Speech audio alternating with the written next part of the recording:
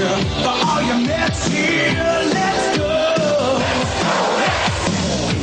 Bring it home. Bring it home. Bring it home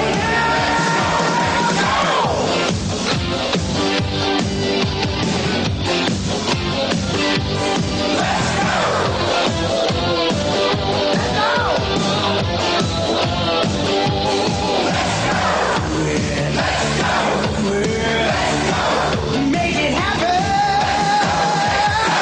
There's no stopping us now. We're gonna do it again. It's not a question of how. It's just a matter. It's just a matter. It's just a matter of when. Hello again, everybody. Joe Piscopo, Shea Stadium. The big story. Mets 86. Exciting, thrilling, awesome. Let's take a look.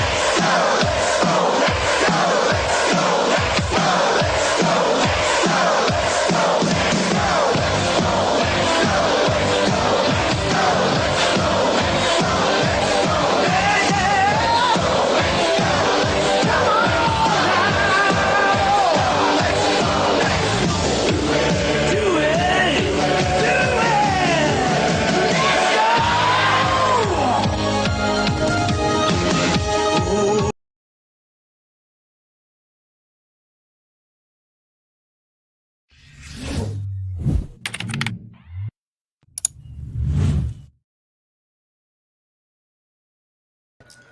What's up, Met fans? Welcome back to Talking Mets It Rob, and welcome to the 2023 season right here on Talking Mets It Rob. Welcome to Mets Pregame Live, half hour before the Mets face off against the Brewers in Milwaukee, Wisconsin. The New York Mets had a great opening series to start the season. 3 out of 4 against the Miami Marlins. The things that we worried about with this team kind of put your nerves at ease a little bit. And I'll save it up to everybody in the chat. Don't forget, guys, please hit on that like button and make sure if you're a new subscriber of the channel, say what up in the chat. Everyone is welcome here on this channel, and you will get a shout out on this channel. So, Mets in total, you do the math, 17 runs in the 4 games against the Marlins, and they on average scoring a little under 5 runs per game in the opening series. And this is exactly what we talked about during the offseason. People complained and complained and complained, and at times I was at fault too, so I'm not going to leave myself out of this, is the fact that the Mets did score 4.75 runs per game in the 2022 season, and that is with an awful offensive showing in September. And you see what we're doing again right now. It's not about the home runs once again, even though there was a couple of home runs that were pretty big in this series so far, either to get a bigger lead or to get it closer. And it's still not all about home runs. You can continue to talk about home runs. You can continue to say that's how you win championships. Well, the teams that were hitting the most home runs, and the Philadelphia Phillies are a key example, as soon as they stopped hitting home runs, they lost ball games. And that's exactly what happened in the World Series. They stopped hitting home runs, and they stopped. Sorry, that was my phone. That was probably louder than I expected. You stop hitting home runs, you don't win. If you have no other way to win ball games offensively, you are in trouble. And that is something that you already seen with the Philadelphia Phillies already opening the 2023 season, where they got swept in Texas against the Rangers. They struggled. They didn't hit a lot of home runs. They struggled. They're a strikeout team that don't hit for average. And there's your problem right there. This Mets team is more balanced than what we are all giving them credit for. Not saying that we're going to be in the top of the league of home runs. No question, they're not going to be. But if they can remain in the middle of the pack with home runs, and you're already seeing we're already getting a hell of a lot more offense from the catching position with Omar Narvaez. And Look what Tommy Pham did yesterday, and we didn't know. We found out yesterday that Tommy Pham changed his contacts that was having given him a hard time seeing. He changed to a different lens, and it works now. And he says that he could see a lot better, and that's a good thing. And you saw what he did yesterday with the 3 RBIs and the home run. That is absolutely something that we did not get from the DH spot all of last year. And if Tommy Pham can hit, I'm not saying he has to go 3 for 4 and go crazy and the possibility of a cycle, but you know what? Give us quality at bats. Give us a little bit more pop in the lineup we wouldn't have otherwise. That's what Tommy Pham can bring to the table. He's not going to play a lot. He'll play enough. As you can see, Buck is getting the guys in. Everybody played in the first 4 games of the series. That's important. Everybody pitched in the bullpen in this series. Everybody. And you see, one guy that Buck really likes is Dennis Santana. He's been around the block. He's struggled over the last couple of years, but you see when he throws strikes, he is a nasty guy to face coming out of the bullpen. A few other things that we're going to talk about before I say what up to everybody in the chat is this. Game 2, the Mets scored 1 run. Alonso hit a home run in the top of the 9th. Everybody went crazy, even though the Mets scored 6 runs the day before. Mets went, oh my God, I cannot believe this. Oh, look at the offense. They should have got this guy. They should have got that guy. Yet the Mets scored 5 runs, 6 runs, 5 runs, other than that 1-run game. You're going to have games where you're not going to score, guys. It happens. It's baseball for a reason. Just because Rob Manfred is trying to destroy the game with these rules, it's still baseball. You can lose to the worst team in baseball as much as you can win against the best team in baseball, right? That's how it goes. The Braves just lost to the Nationals. Is it the end of the world? Is it possible they can lose? Obviously. The team gets paid as well. That is the same thing that we keep on talking about. The Mets have a more balanced lineup than you're giving them credit for. If you look at the lineup today that we'll go over in a second after I say what up to everybody, you have to see the balance. That is so important because if you're a team that just relies on home runs, you're going to have a hard time scoring if those home runs don't show up. The Mets have, yes, more of an average on-base type of team, but they also put the ball in play. And you saw what happened against the Marlins. Bad defensive plays, players that are already out of position with the Marlins having to make plays, and they missed out on them, and the Mets took full advantage of that. Exactly what they did last year. They're a team that has to take advantage of mistakes, and they'll hit the occasional home runs. But there are a contact, average, on-base percentage team that works well when they play situational hitting, and they did that a lot. They didn't leave a lot of men on base. When they had them opportunities to run in the score position, for the most part, they got it done. Balance is key.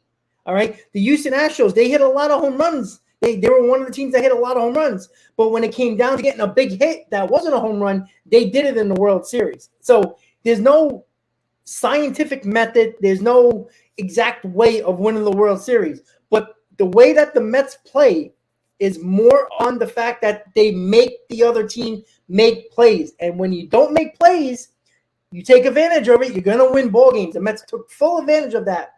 And the Marlins had played some great defense for the most part. But when they actually made their little mistakes, the Mets took full advantage of it. The Mets, if you look at game 2, if it wasn't for 2 great catches, the Mets probably would have won that game by 2 or 3 runs. And then we would have been going into Milwaukee, sweeping the Marlins and being 4-0. But it came down to a couple of catches that turned the game around that made the Mets didn't score. You know, people were like, oh, the Mets didn't do well in game 2. Yes, they did. They hit 9 hard hit balls, and 3 of them were great catches. And that was all. Those 3 catches were what people on base that could have changed the whole complexion of that ball game in game 2. So with that said, before we get into the pitching matchup and the lineup, if it's your first time here, guys, say what's up.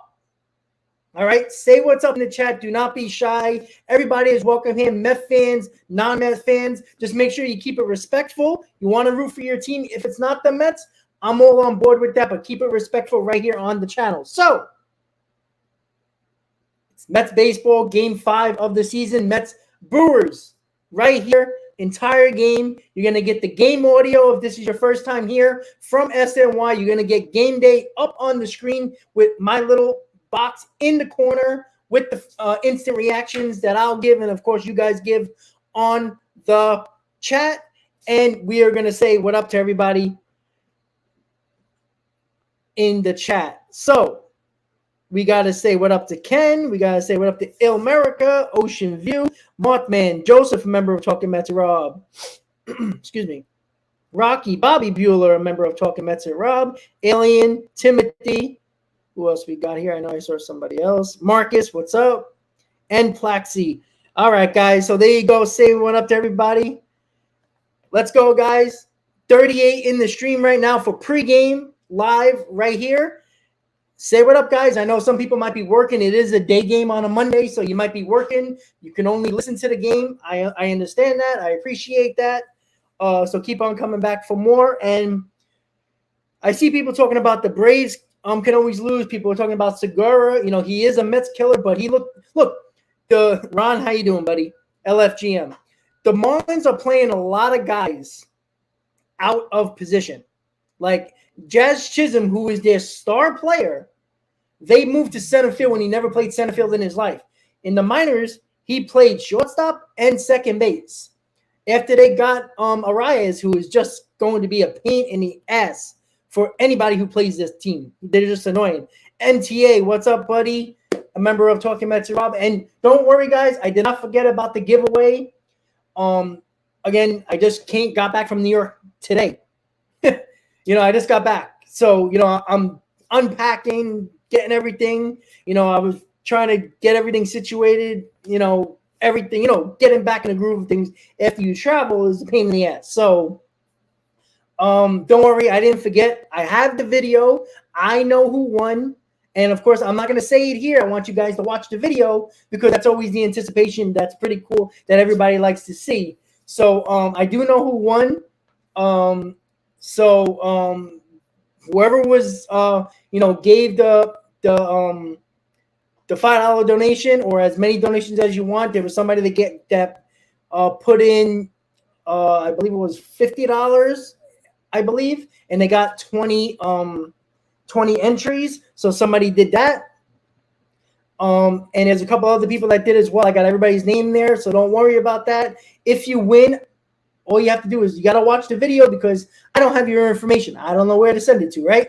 So don't worry. I did not forget. As soon as I get situated back in the groove of things, I will do the giveaway, and then you'll see the video that you guys can see who won. And I'll say I already said in the video of how to get in contact with me. Looking slim, I don't feel slim. I tell you that. Maybe it's Florida. Maybe it was Florida. I walked around a lot. Kendall, what's up? Member of Talking Mets Rob Committee, what's up, buddy? Yeah, all right. So we got about 20 minutes, so we're good on time. So I'm just gonna look at people's comments just to see if anybody asks questions. Really quick, W says it could be traded or DFA'd. Yeah, Ocean. Listen, I said that from the beginning that I think there's a possibility because I'm telling you right now. The DH spot, whoever's in that spot right now, if it's Pham, Vogelbeck, you're already seeing Canada DH 2 games out of the 4 games. So that's how much they don't trust the guys that are DHing. And listen, what was it? $1 million to bring back Vogelbeck?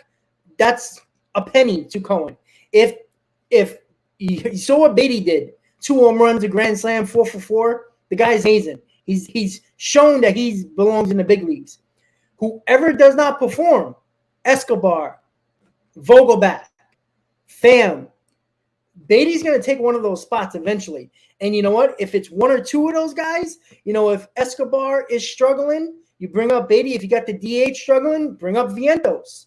That's something that the Mets have options now. You got a couple of guys in the minors that showed in spring training that they're at least ready enough. Look, you never know if they're ever going to be ready, right? The guy could be great in spring training, look good in the minors, come up and never perform in the major leagues, right? That's the risk that every team takes. But you got to give him a chance. You can't lose games in April because it can bite you in the ass like it did the Mets last year. If you look at a couple of games the Mets lost last year, the worst bullpen situation when we blew a couple of games, when Edwin Diaz actually blew a couple of games. The only games he actually blew that was early in the season was in April, the 2 games. It hurt him. It hurt us later in the year because it could have made all the difference in the world in September when we struggled. So, yes, I heard the WF Vogelbeck. I did hear about that, and even the New York Post wrote about that as well, about Vogelbeck. Again, it's a cheap alternative. If Vogelbeck starts hitting, everybody likes him because he looks like the average man playing baseball, right? That's why we like him. But you got to perform. If you don't perform, well, guess what? You're off the team. Just like Darren Ruff couldn't even get out of spring training, which everybody agreed with. So I do agree that, and this is why I think this is the reason why the Mets put these guys in the minors: Beatty, Vientos, Mauricio, those guys, not Alvarez, because Alvarez was never having a chance of making the team out of spring. But those are the 3 guys. I think the Mets wanted to give the veterans a chance. They gave Ruff all the opportunities in the world in spring training after he had that issue with his wrist and he finally came back. You just couldn't come up with a good enough reason to keep Ruff, and that's why he wasn't on the team, and that's why LeCastro is. So with that, it gives the Mets opportunity to play the veterans a little bit. I guarantee you're going to see these guys again in the Brewers series. If somebody does not perform, I guarantee by the homestand, which the Mets play 1, 2, 3, 4, 5, 6, 8 days in a row before we have an off day on Friday on the 7th, the game after opening day. By home opener, if one of these guys are struggling mightily, Escobar, Vogelback, I do think you're going to see one of these guys up. If it's Beatty, if it's Vientos, they all had a really good night in spring, so they're ready to go. So, yes, I did hear about that. Mothman says 8 Ks for Carrasco. The Brewers are not really a strikeout team. They're another team that puts the ball in play, so I don't know about that.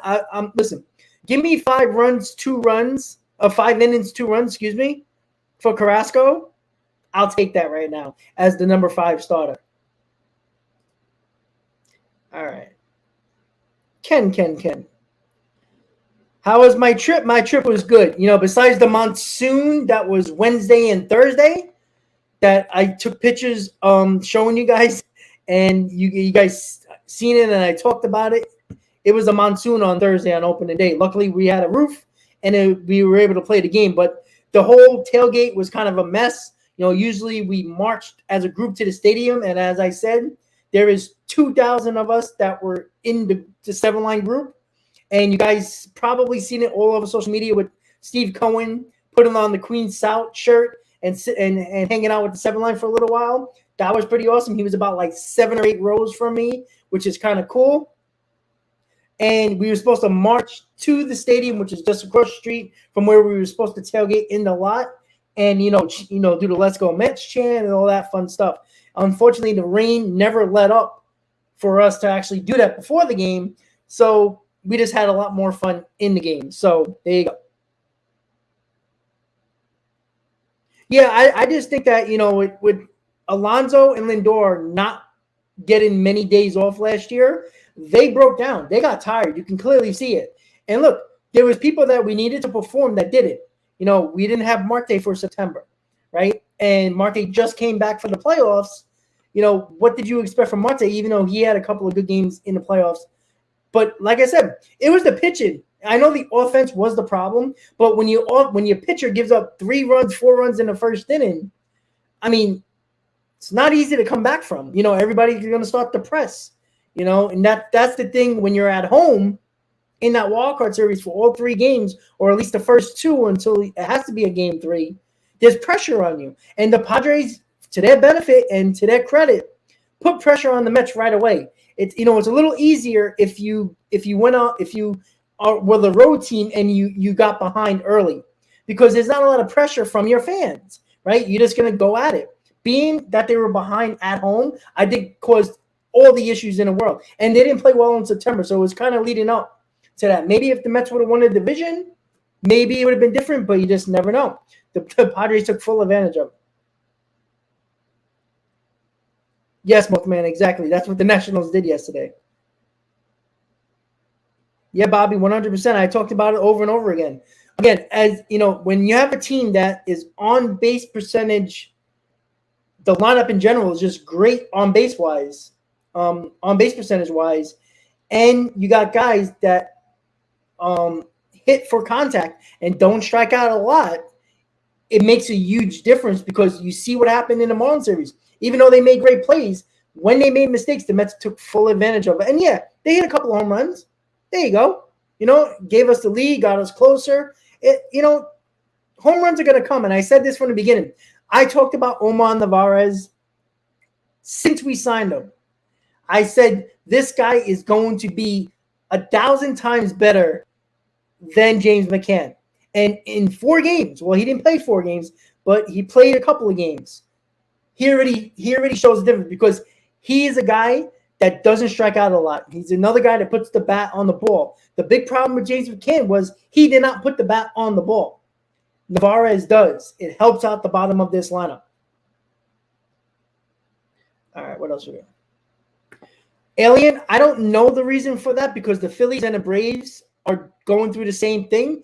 6 games, I think, for Phillies, 7 games for the Mets, and I think it's also 7 games for the Braves. I don't know why they did it like that, but what I do like about it is that the Braves, the Phillies, and the Mets all have the similar situation. That's why the balanced schedule and the way the schedule is set up now, it makes it more leveled playing field.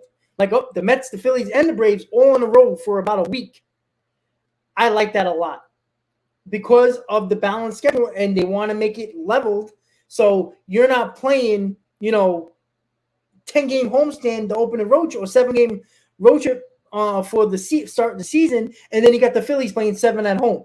Eventually it all evens out, but I'd rather do it at the same time. I think it's better that way, and you see it, and I think it's more fair. And now that you're evened out playing everybody, I think it's more fair as well. Ken, I don't know about that, buddy, with the day off. We'll see. Let's see. What else we got? Let me just I'm getting up to the comments, guys. I wish I could say your name. Faustian, I think your name is. If I said it wrong, I apologize. But how you doing, buddy? Let's go, Mets. Marcus, sorry. Yeah, Escobar has a very short leash. I think he has more of a shorter leash than Vogelbeck, in my opinion. Ken, no present. Let's see. All right, guys, I'm getting closer and closer to the end. Yes, MTA. Yes, absolutely. He did Senga looked good. Like I said, he got the nerves out, and that was important, obviously. But he was good. Like he as soon as he got his forkball going and got that nerves out, he looked good. Alien, thank you for the super chat, buddy. I appreciate it. Hey, Rob, how do you feel about DeGrom and his Rangers debut? I'm kind of like neutral at this point, honestly. Like, I think he's going to have about 25. I think he's going to pitch the whole season. He might miss a game here or there, but I think he's going to be, for the most part, he's going to pitch a lot. And when he pitches, he's really good. I just think, new team, new environment. I think it got to him, to be honest with you. But I think he's going to be fine. All right. So, the Brewers, it's their home opener. So, they're doing the opening introductions that I don't think they're going to show the whole thing. Maybe they are. No, they're not. Okay.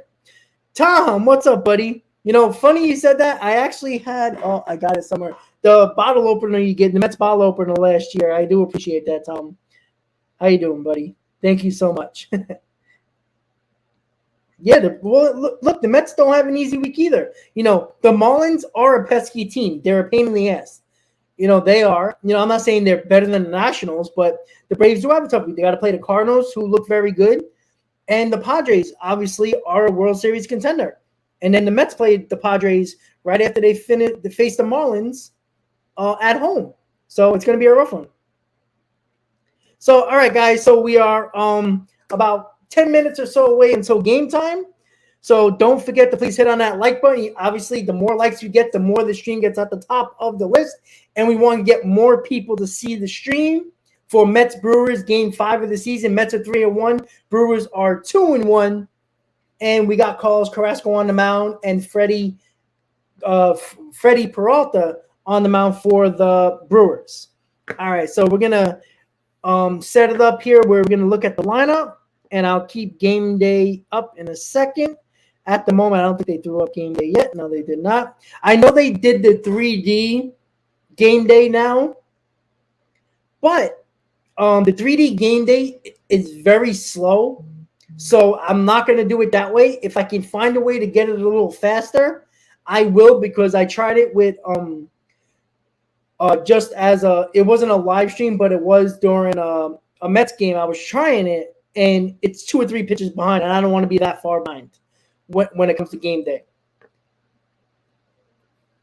Yeah, the division setups is interesting. You know, the Yankees, Red Sox, Boston, Philly situation. I think it's okay, but you know what? Until we get the 2 extra teams that are added, I don't think we have to worry about that yet. And yeah, the quick games, I'm telling you right now, it might be fun while you're home or when you got to go to work, like myself. You know, I don't mind a 7 o'clock game ended at 9:10. Like, I'm not gonna lie, I like that part. But when you're at the game, it feels rushed. You know, like, you know, when you're at home, you can change the channel, check another game or something like that. But other than that, it's freaking annoying, guys. I'm not gonna lie to you. It's hard. You know, like I went to go pee in the 3rd inning on Saturday. I'm sorry, excuse me, not Saturday, excuse me, Friday. I went to go pee. I missed the inning and a half, and the line wasn't even that long. Like, it took me maybe, I don't know, it wasn't even that long. It was a line because, you know, Met fans took over the place.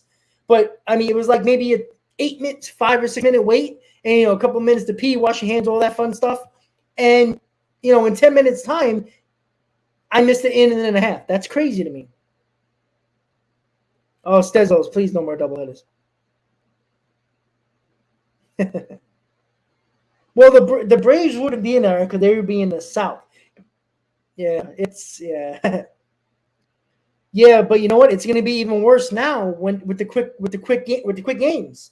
You know what I'm saying? Like, it's crazy to me. Oh my God! So yeah, I got my little opening day koozie right there. It says opening day on it. Unfortunately, stupid me, I was going to get the opening series shirt that had the Mets and the Marlins on it. Like, I usually do that all the time when I go to home openers or road openers with the Mets.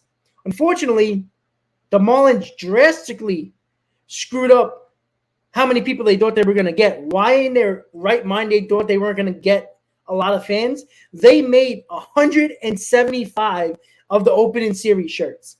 That's right, 175. And the opening day pins with the opening series pins with the 2 teams playing, 100. What? I don't get it. I don't get it. And, you know, I got the flag there. I got this. I got a couple of other things that was pretty cool. So, yes. Yeah, the Knicks did make the playoffs. Good for them. I might do a Knicks playoff game. I know a lot of people want me to keep on telling me to do it. If it works out when it comes to, like, work schedule, I'll do it. You know, I got my handy dandy scorecard with me. Of course, you know, you got to get the Bob Carpenter scorebook. All right. All right. So, we only got a couple of minutes. Let's do the excuse me. The rotation. The rotation. Jesus. The pitching matchup and the lineup. So let me move this from here. Here we go. So we got Carlos Carrasco on the mound for the Mets first start of the year, and Freddie Peralta, the right-hander for the Brewers and for our New York Mets. And the lineup is going to be at the bottom of your screen scrolling. I just changed it. So if you need to know the pitching matchup, you need to know the lineup, it's on the bottom of your screen. So with our New York Mets, Brandon Nimmo leading off playing center field. Batting second playing right field, Starlin Marte. The top 4 is pretty obvious right now. Francisco Lindor batting third, playing shortstop. Pete Alonso cleaning up, playing first base. Jeff McNeil, where he should be, batting 5th, protecting Pete Alonso, playing second base. Mark Hanna, who had a pretty decent series, against the Marlins, batting 6th, playing left field. Daniel Vogelbeck getting the DH nod, batting 7th.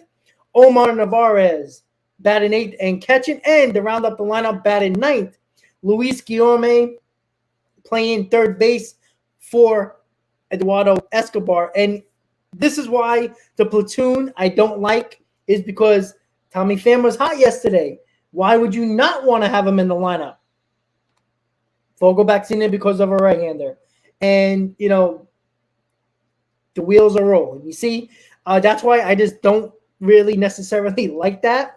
But Tommy Pham had a good game. If Vogelbeck has a good game, it works. But I think when a guy is hot, I want to keep rolling with them, and they're not doing that at the moment. We'll see. So, with that said, we're going to change it over to the game day background, which I set up something a little different for you guys, and it looks something like this. There you go. So we are ready to go. The game's about to start in about 10 minutes or so. And when game day switches over, we'll be ready to go. So 2:10 is game time. Once again, guys, don't forget to please hit on that like button. Don't forget to share the stream as well. You got social media pages, Twitter, Facebook, Instagram. You can share the stream on your social media page. You know anybody? Let them follow the channel, follow the stream, so we can have a lot of fun here for the 2023 season. I will be doing a game tomorrow night as well. I believe the game's tomorrow night. I believe, let's see. And yes, it is. 7:40 is game time. So the new intro for SNY is coming on. So we got about 10 minutes. Gary, Keith, and Ron, I believe, are in the booth.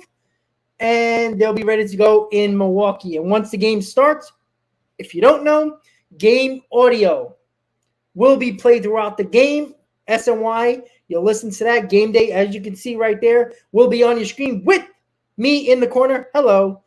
That will give instant reactions to plays, innings, pitches, everything that the game involves. And we'll get, so the roof is closed. Obviously, it's Milwaukee. It's Wisconsin. It's probably a little cold. And they don't even have a sellout. It doesn't look like it for their opening day. Very interesting to see. And sorry, I'm looking at the comments now, guys. Give me a second. I'm catching up. Escobar is on the bench, but you know what? It's not like Guillermo is like crazy good, but you know what? He puts good at bats together. So, Michael, what's up, buddy? How you doing? Thank you, Michael. Thank you. I appreciate that. So, I'm working on the backgrounds a little bit. I'm working on different views and stuff like that. Different angles. Now, I'm going to set up different vantage points, like the game day might be in the middle. I might be on the top, stuff like that. So I'm going to switch it around. So we got Gary Cohen, Keith Hernandez on the call. No Ron Darling. I think he's doing a TBS game, probably, most likely. So we're going to be ready to go in about 8 minutes now on this Monday afternoon game. Why is it an afternoon game? Because the Brewers home opener is today.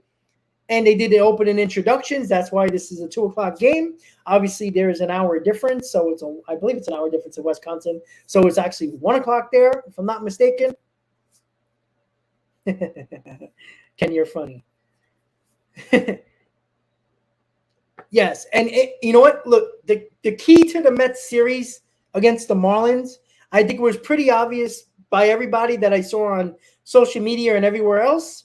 Number one, the pitching, starting rotation, and bullpen, specifically the bullpen, was absolutely dominant. And that's what we were expecting, right? You never know when you see it on paper until they actually perform on the field. But on paper, even without Diaz, that's why when people are like, oh, without Diaz, the season's over. You're an idiot if you say that. I'm sorry. Stevie, how you doing? You are. And I apologize if that offends you, but thinking that a closer can mean the difference from making the playoffs or not. Now, when you get to the playoffs, might be a different story, but that's yet to be determined yet. For all we know, Dave Robinson might be one of the best closers in the game. Who knows? He might be actually very good. He is solid. So you saw what the Mets bullpen can do. It was drawn up this way. obviously with Diaz, but even without Diaz, it's still probably going to be one of the better bullpens in baseball. And you know what? There's not a lot of flashy guys there at all in this bullpen.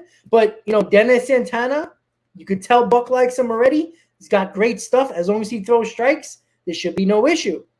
He got nasty stuff. You see Brooks Raley, how good he can be.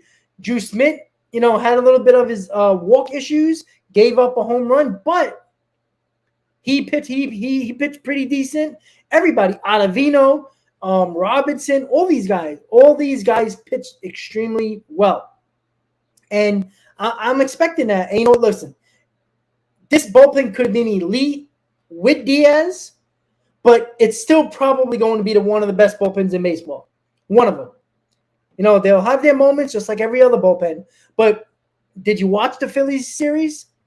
The same issues they had last year is exactly what happened in the first 3 series of the year, 3 games of the year.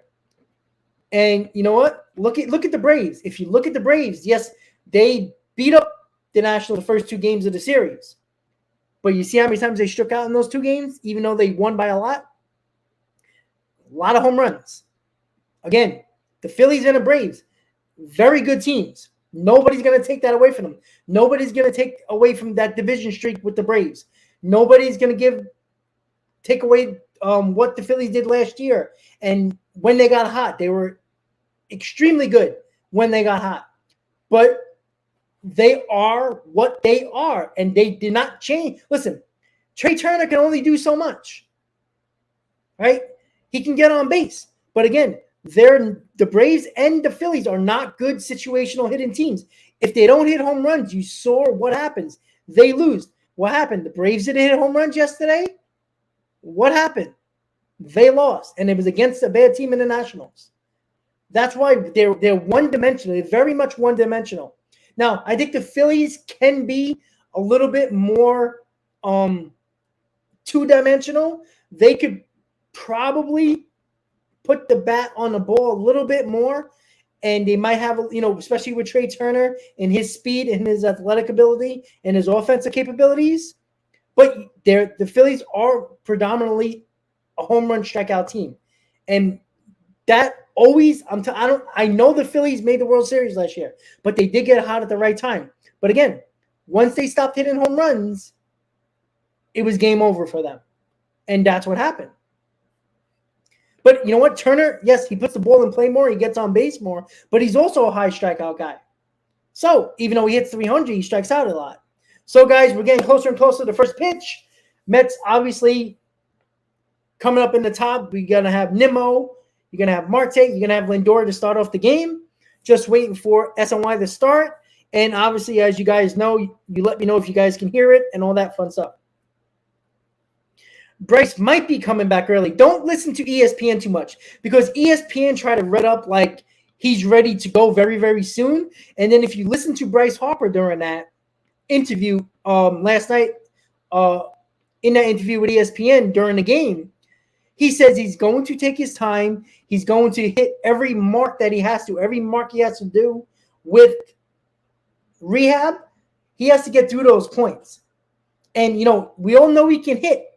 He probably could hit if, most likely, but it's still the throwing. They still want him to play the field. If they can get him back hitting earlier, they probably will do that. But they're not going to risk him getting hurt early on in the season. They got to take it slow. And if the Phillies don't take it slow and he gets hurt, it's going to benefit the Mets and the Braves, right? But I don't like seeing injuries. I don't care who you are. I don't care what team it benefits. I hate seeing – look, everybody would like to face a team that has 4 or 5 big-time injuries, right? But sometimes, deep down, as a competitor, you want to face the best of the best. And, yes, right now, not having Hoskins, not having Harper is hurting. But you know what? Those were the same Philly fans, those were the same Brave fans who were bitching and moaning that Acuna wasn't starting the season on time because of his injury last year. And they bitched and moaned all on social media the last couple of days about not having Hoskins and Harper. Yet they were saying, oh, don't make those excuses when the Mets missed one of their better hitters in the lineup in Marte last year. And did I ever hear a Philly fan or a Brave fan say, hey, the Mets did not have DeGrom and Scherzer for 12 weeks out of the season combined? They didn't say that. So excuses are not an issue. You know what? I know that Marte was a big loss for our lineup, but that didn't mean the Mets should have just rolled over and played dead in September. I called them out on that, just like I would call out every other team. I'm sorry, it's next man up. If it hurts the Mets, oh well, too bad. That's the way you got to go about it. So I'm just going to wait for game day. Game day should be popping up just now. Hopefully it does quickly. Let me just refresh it really quick, guys. Make sure it refreshes well. There we go. That's what I like to see. Yeah. All right, here we go. So we're going to get game day up. Yeah, I don't like the mic thing. I think it's stupid. During spring training, fine. If the guy's on the bench, fine. All right, so game day is going to be you see, they updated it now, and it's like they're not going to start game day until exactly when the game starts. I guess that's a good thing.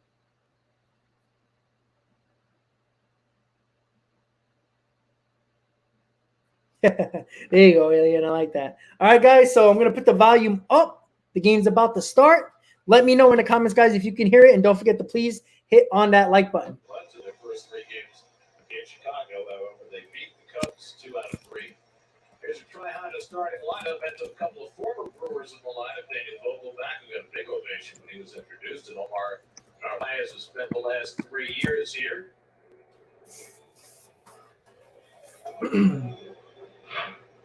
And there's your starting pitcher for the Brew Crew, and that is Freddie Peralta. We know we told you that had some issues with his. Let me know, guys, if you can hear the audio on SOA. In 116 appearances, and this is his 68th career start. He's only had 1 appearance against the Mets, and he got a win. And the defense. All right, great. Glad you guys can hear it. Perfect. Make sure I got my scorecard ready to go and my pens. All right, guys, so they're should be starting just now. I'm assuming, yeah, because even the game on Saturday, I'm sorry, was it Sunday? No, Friday, started a few minutes late, and this game is starting a minute or two late, so.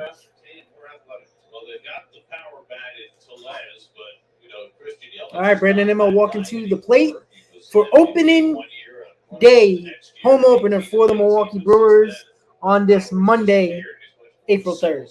Here we go, guys. Let's make sure game day is going to freaking start. That would be nice. Let me refresh it again.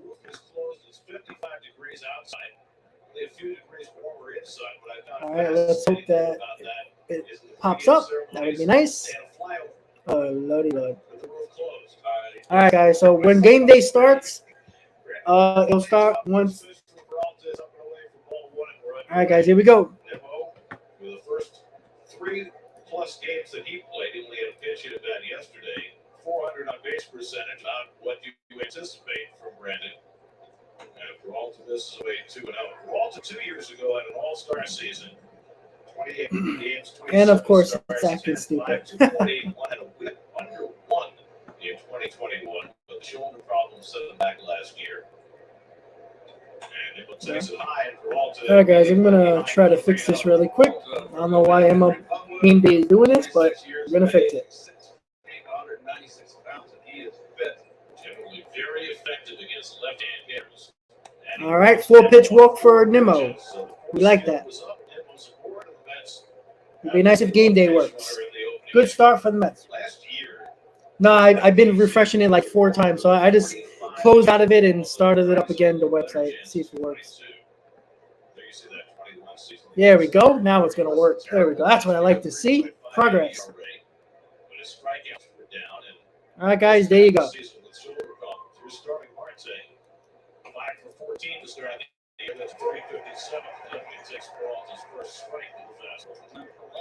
There we go, guys.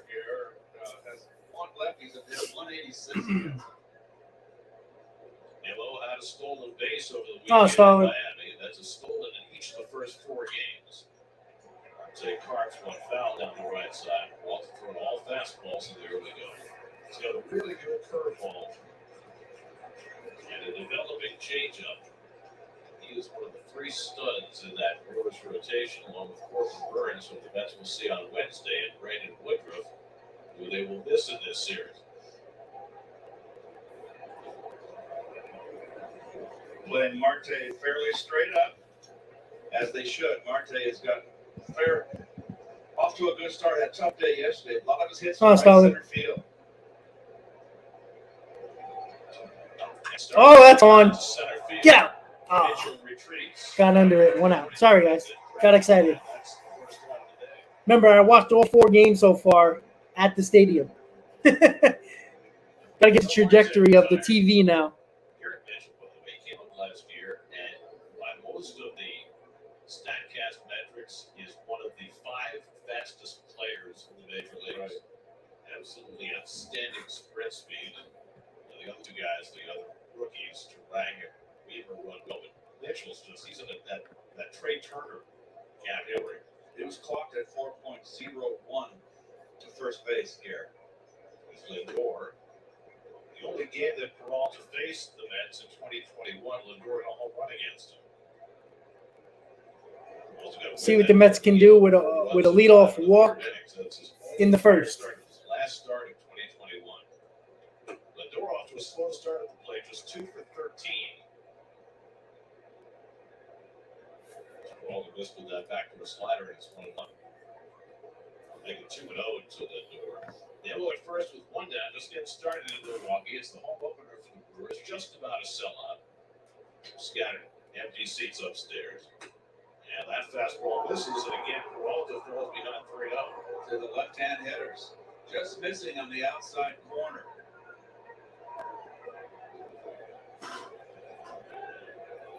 Holiday here in Wisconsin. 3,000 inside, many more outside, still tailgating.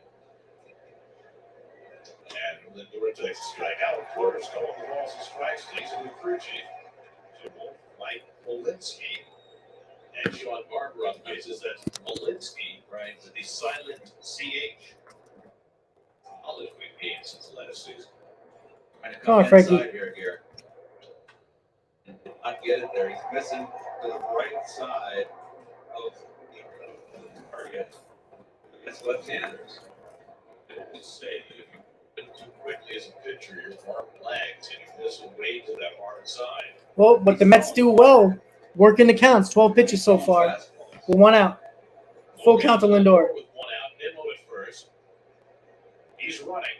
And Lindor takes ball 4. All right. There we go. So Nimmo took off. With 3-2 count, but a walk. Mets got first and second. We're 1 out. Pete Alonso coming up. That pitch was close, and I think the catcher, William Contreras, popping up with Nimmo. Pete. I think it blocked Porter's view. I thought that had the knees. Hate that play because Nimmo was forced to do an awkward slide because he's not certain that it's ball 4. Nimmo got hurt on the slide during spring training. Never in doubt here. Slide in hard. Pete. It's Alonso with 2 on and 1 out. He just 3 for 14 to start the year. He's never had much umpire got a tight strike zone. The strike zone looks a little small right now from Alan Porter. He's missing on just inside part of the plate to righties, away to lefties. Greg Counsell a little exasperated early on, and it's top. Oh, that's going to be a hard play. All right, so Pete chopped the ball a little bit past the pitcher. Out at first. Lindor and Nimmo moved to second and third. Adamas, they acquired from Tampa. He's done a heck of a job. And now you've got McNeil coming up, which I feel I love McNeil behind. Good spot for McNeil here. 2-man in scoring position. 2 outs. Guy who's 4 for 17, 2 RBIs in the season so far. But he's a guy that puts the bat on the ball. Robert, how you doing, buddy? Michael, I don't necessarily know yet because they still play shifts. Like you can put the second baseman as far right as you want, you know? base. Robert, yeah, this one was in 2018. This one. See if Jeff attacks the first pitch and took a couple pitches the other game. Come on, Jeff. Yesterday, he's already had 2 hits with runners in scoring position this year. And he swings at the first pitch. No. Damn it. That was not a good at-bat by McNeil swinging at the first pitch. So the Brewers get out of it. No runs scored for our Mets. Damn it. All right, guys. So we are going to the bottom of the first. No score. Mets leave 2 men on in the first inning. All right. Sorry, guys. Just fixing up my scorecard. Here we go. Once again, guys, don't forget to please hit on that like button. I want to thank everybody for tuning in to the first live stream of the season. Mets Brewers game 5 of the season. The Mets are rolling in Milwaukee. 3-1 on the season. Took 3 of 4 against the Marlins in Miami. And finishing up this road trip in Milwaukee before they head home on Thursday, April 6th. Mets, Marlins, opening day 2023. Home opener for our Mets. Going to be extremely packed because I think they sold about 5,000 to 6,000, maybe even more, standing room only. So what does the Mets hold? About 41,000 or something like that. And I think that's how, I don't know how much Citi Field holds, but it's close to 40,000, a little bit more. They sold a ton of standing room only seats. I think it's probably close to 10K than 5K. So it's going to be a lot of people there. I'll be sitting in 515 like I always do. So that is something that I will be having a lot of fun to do. So obviously the commercial came back quickly, and we're going to get the Mets and Carrasco pitching his first time of the season. So once again, guys, hit on that like button. Mets, Brewers, no score. Mets challenged it a little bit in the first inning, but did not score, left 2 men on base. Monday's starting lineup for the Brewers, who did not score in their first 16 innings in Chicago this year. Then scored 12 runs in the last 11 innings. And won 2 out of 3. Christian Yelich will lead off against Carlos Carrasco, making his first start of the year. And a violation called on Carrasco before he first pitch. Carrasco pitch violation already Pitch off before first pitch. Jeez. Timer ticked down to 0, so it's a 1-0 count to Yelich. Carrasco's going to have a real problem. Yelich 3 for 11 to start the year, and he takes ball 1. Yelich had that fantastic Already year, ball 2. 2018, which won him an MVP, finished second. Cody Bellinger the next year, and Mike Bellinger, his numbers have fallen off the table since. His fastball strike from Carrasco 2-1. Well, he's always had a kind of an unorthodox swing and a long swing, and now he's had severe back issues. They say he's just not getting the Come on, Carlos. down his bat speed. There you go. Over the last 3+ years since those 2 great seasons, his batting average is 243, and his OPS is 746. This is a guy who's in the 4th year of a 90-year, $215 million contract. All right, full count. Carrasco misses down on the changeup, and it's 3-2. Yelich, then Jesse Winker, and Willie Adames for the Brewers.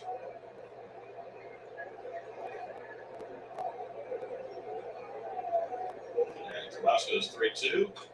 Oh, that was a nice pitch, but fouled it off. Carlos has become more of a breaking ball pitcher, outstanding changeup. 36 years of age. And if you guys want to buy anything, some new Mets gear, the 7 Line got all new merchandise up today. The numbers back him up on that. Yeah, strike 3 with the slider. There we go. That's a good start for Carrasco. Good start, good start. That's what I like to see. Oh, there's Carrasco's numbers, his Toyota numbers.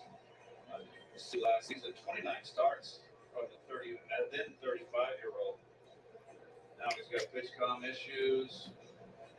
Just traded his headpiece. They got a good 4, and now Jeremy Hefner's going to bring another up. All right. I mean, you want to start pitching. Hello? Anybody there? Hello? Hello? Hello? Can you hear me now? Here we go. Got a little pitch calm issue. Oh my God! You think maybe it's all the windows too loud? Maybe it's you.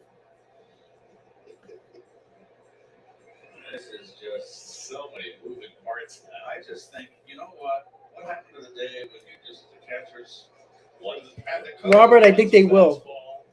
I got a little bit of a hint from a little bit of a in the know person It's just hello, that word hello, that said that's probably gonna happen. hello, mom. So pitch calm is an issue right now. So so this is a way, and the Marlins did this very well in the last series against the Mets. They actually caused problems with the pitch calm on purpose to give a little bit more time to their players when the Mets always have people on base. All right, guys, here we go. Winker on at the plate. Tight strike zone for the umpire so far. Winker's already driven in 4 runs in the first 3 games. A game-winning home run one day against Edwin Diaz, and then the next day made a sliding catch to end the game. And each time he waved to the fans who were giving him the business. And Winker, born in Buffalo, Florida, really thrived in that atmosphere. All right, 3-0. Swing at the changeup, and it's 3-0. You see the numbers falling off drastically after signing a 2-year free agent contract with the Mariners.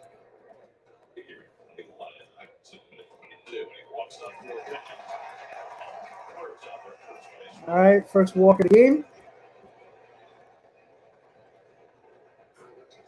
Once again, guys, don't mind me looking away. I'm doing my scorecard.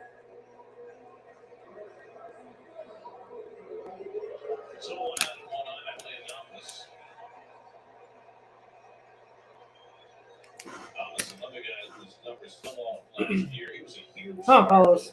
Willie Adames is up 1 out. 2 years ago. He's got unbelievable numbers against Carrasco, 7 for 9, including a home run. I think he likes it. Well, likes to use him. Got to a foul outside third, was nothing to do. Adames, he came over from Tampa Bay in 21, had an 886 OPS for the Brewers. Last year, it was 756. He was a real leader from day one. And nice pitch. Should be an infield fly. 2 outs from Pete Alonso. So Carrasco a rare win against Adames. And the Alexis Metropolitan defense, Narvaez behind the plate. 13 pitches so far for Carrasco. 2 outs in the first. Escobar, who has been struggling at the plate, gets a day off to just relax. Guillorme gets his second start of the year, first and third base. Do you guys like the new updated game day? I think it's okay. I don't think it's great. There's Ronnie Tellez, who was the Brewers' version of Daniel Vogelbeck, who used to be a Brewer, and Tellez kind of took his spot. Nice pitch. Swings and misses a changeup, nothing for him. Griffey, I try to as much as I can. The wind was blowing in, and it was freezing cold. Tellez had 35 home runs for the Brewers last year. Well, Michael, they are allowed to, like I said, you can move the second baseman anywhere on the right side of second base as much as you can move the shortstop anywhere on the left side of second base. So you can move the second baseman all the way to the hole of second base, towards the right side. All right, popped it up in a high fastball. Should be Nimmo's ball. And that ends the inning. There you go. Good stop by Carrasco. Just giving up 1 walk, but no hits. Going to the top of the second. No score, guys. Once again, guys, don't forget to please hit on that like button. We got 107 in the stream right now. I think somebody said there's about, 36, 37 likes. We know the goal. Every time we hit over 100 in the stream, we want to get to 100 likes. So make that happen, guys. Ready?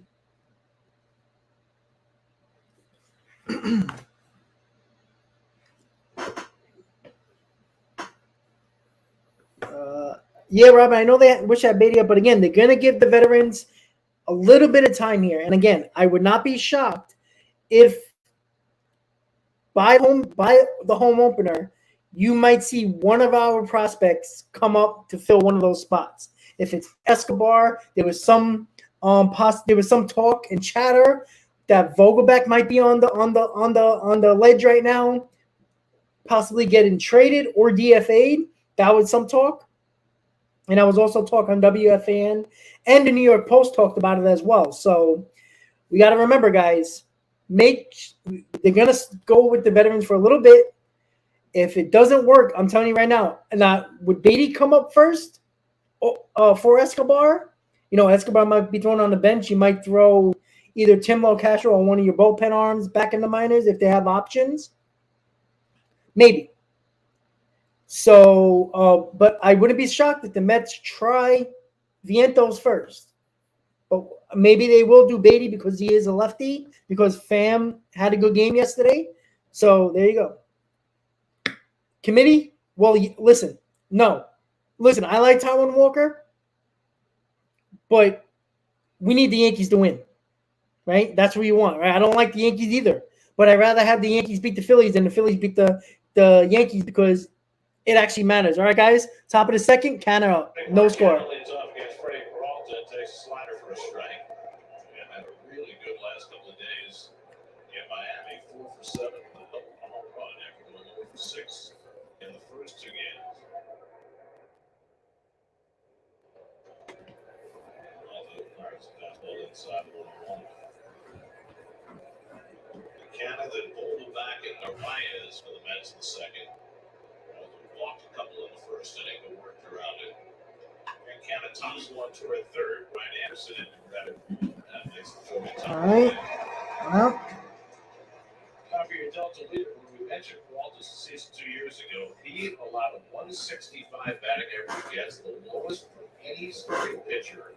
oh, wow, Frank, that's cool. The dead ball era ended in 1920. Better than Pedro Martinez except for the year of 2000. Daniel Vogelbeck, the former Brewer, steps in against Peralta. Takes a slider down. I think Vogelbeck is 1 for 6. Start the year. And that one base hit was that pop-up that Chisholm missed. Right-hand pitcher in the first 5 games. The Mets will see another lefty tomorrow in Wade Ladden. Michael, I'm glad you said that because that's what I believe with Taijuan Walker. Walker's a good pitcher, but I think he needs a big ballpark, and he's going to pitch a lot at Citizens Bank. I think even Yankee Stadium. I don't think that's going to help him there either. Oh, called a high strike there. Borderline strike. Ah, bogey.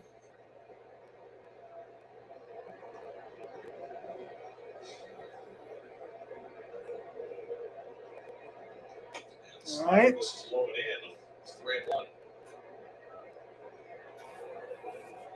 Bassett did get crushed yesterday. Bassett's going to have a hard time with that pitch clock. And Daniel reaches for the fastball away and fouls him off 3-2. That ball's around a foot outside. Wanting to get something middle in the pull. Vogelbeck spent 2 years with the Brewers in 20 and 21. Became a bit of a folk hero here. They just adored him. And again, that's been true everywhere he's played. Vogelbeck foul in the upper deck down. A little quick on that one.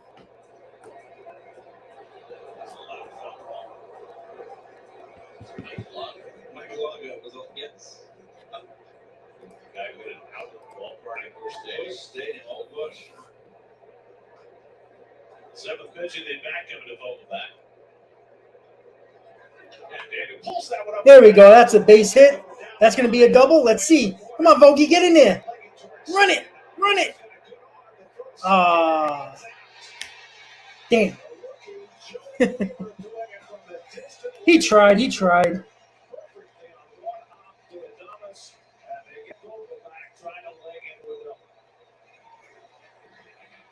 Well, they say he's got a strong arm. It's a great throw. Had to be a perfect throw. This ball going all the way to the wall. I lost sight of it from our Damn. vantage point here in the booth. Oh, you cut it off. And it's just a perfect one hop to the shortstop. Oh, he tried it. And the second out of the inning, and now Omar Narvaez Right, starting back Weaver. Now he comes in under it. And All right, that was a quick. to the bottom of the second. Let's go. All right, guys. So that was a quick inning after the almost double by Vogelbeck. Again, I don't mind him going after that since it's the bottom of the lineup. I don't mind him going for that, but what are you gonna do, right? What can you do? What can you do? So we're going to the bottom of the second. No score, guys.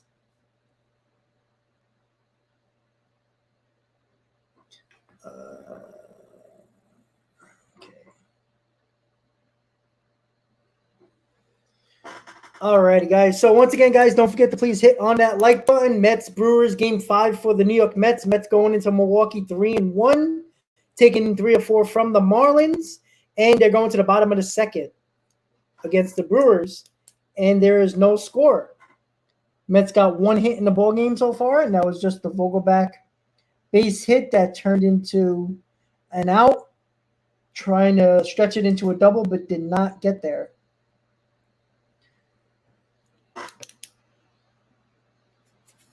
Well, committee, you know what?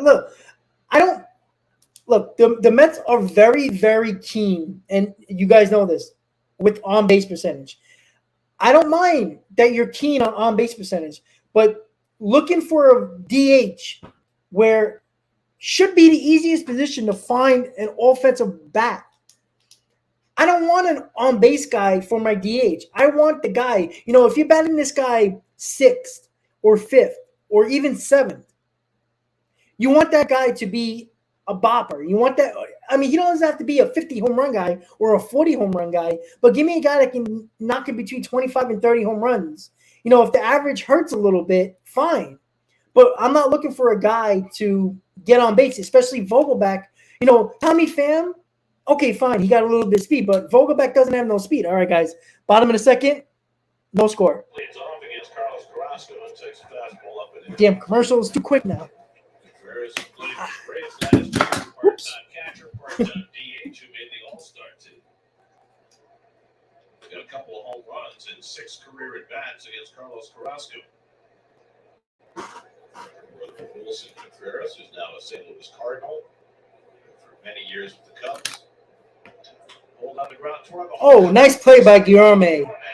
1 out. Nice. Nice. Nicely done by Guillorme for the first down. Well, Bjorme is the guy that can play all the 3 positions outside of first base. On the infield, you lose nothing defensively with him at third. He's solid glove. I mean, he's a 1 at Well, he lost a lot of weight, but still. 2 at third and 2 at shortstop. But see, he's a guy that needs to hit over 20 home runs. Like, you can't hit 17 home runs and tell me he's a power hitter, because he's not. Because he looks like a power hitter, but he's not. He's an on-base guy, and he's not even an average guy either. So, come on, Carlos. Double A and Triple A, 311.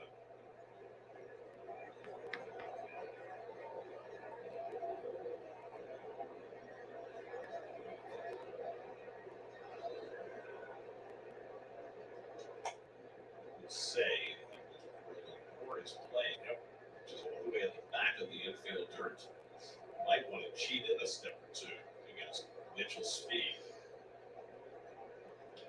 It's bounced down first, and Alonso will handle it. Oh, Pete. Jesus Christ, Pete. Woo. Not sure if that was the best plan, but Pete was able to pull it off to Well, if you can make the play yourself, Jesus, Pete. get the pitcher out of it. Made that a little harder than it had to be. as much as possible. I've had a lot of plays like that where I had to really put it in gear to beat the runner.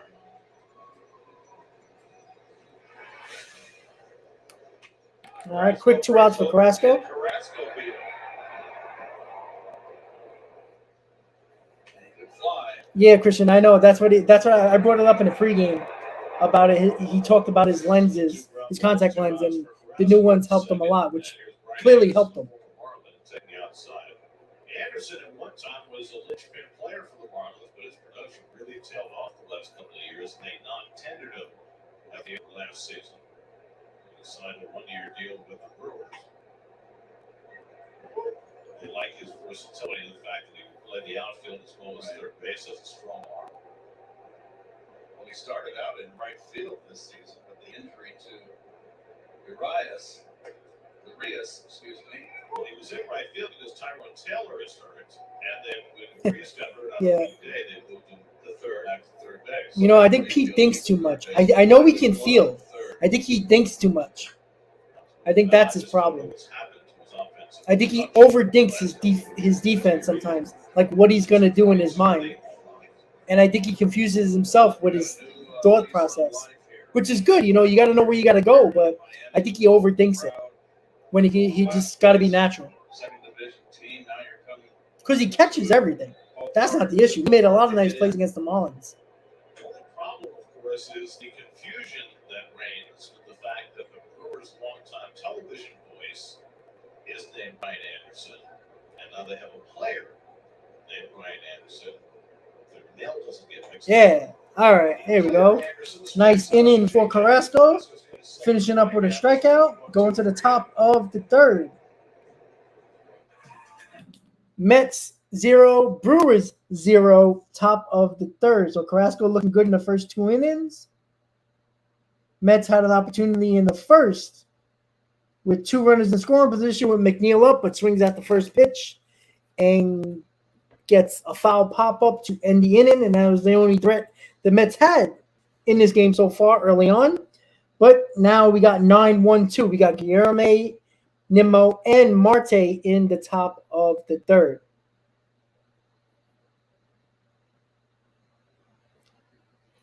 Oh, well, Ken, he wasn't slow getting the first. He was there.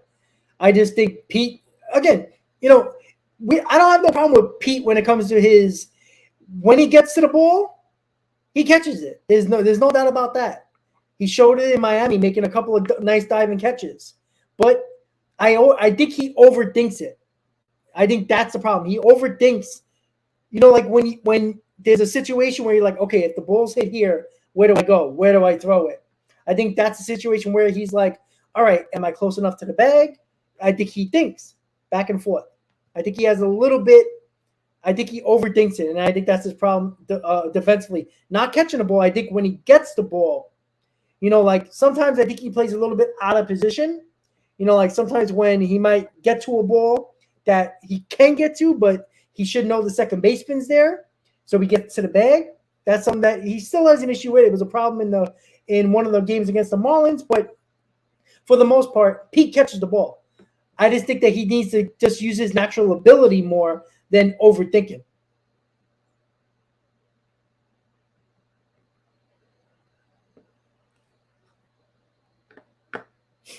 All right, guys, so here we go. They're showing Bob Uecker as one of the Brewers announcers. Here we go. Luis Guillermo up. He's also a terrific guy. Rashad, how you doing? Guillermo takes first pitch curveball for a strike for Freddie Peralta as we start the third inning with no score. Guillermo looking for his first hit of the season. 6 fastball out 1-1. Yeah, because Nimmo is an average fielder. Started second base in Miami. He's already got a fine play at third base this afternoon. Oh, that's a base hit. Here we go. Leadoff hit for Guillermo. Well, that's what Guillermo does best. He is a opposite field hitter. He can pull, but he goes up the middle, and he got on top of that high pitch right there. Nicely done. Mets have 2 hits. Both Rashad, it looked good. He looked good. He got those nerves out, and then he started playing baseball again. And that's what he needed to do. Come on, Brandon.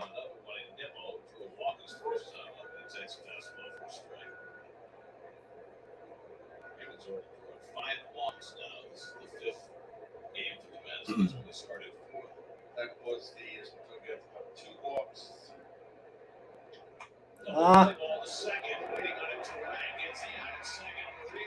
All right, they get the force out at second, but Nimmo is on first. Damn it. Hard to double up Nimmo. Nimmo always hustling down the line, but hitters never want to hit in the double plays. They're always running hard at first base. But Nimmo runs everything out. He runs hard on the wall. Yes. So 1-on, that's for Monte. Fly to center his first time up. Monte chases the batter for strike. I was hoping for a second to go 10, but, you know, the game would have been too long then. Major League Baseball would have had a heart attack. Come on, Starling. Great days to start the season. Monte picks off the outside. So,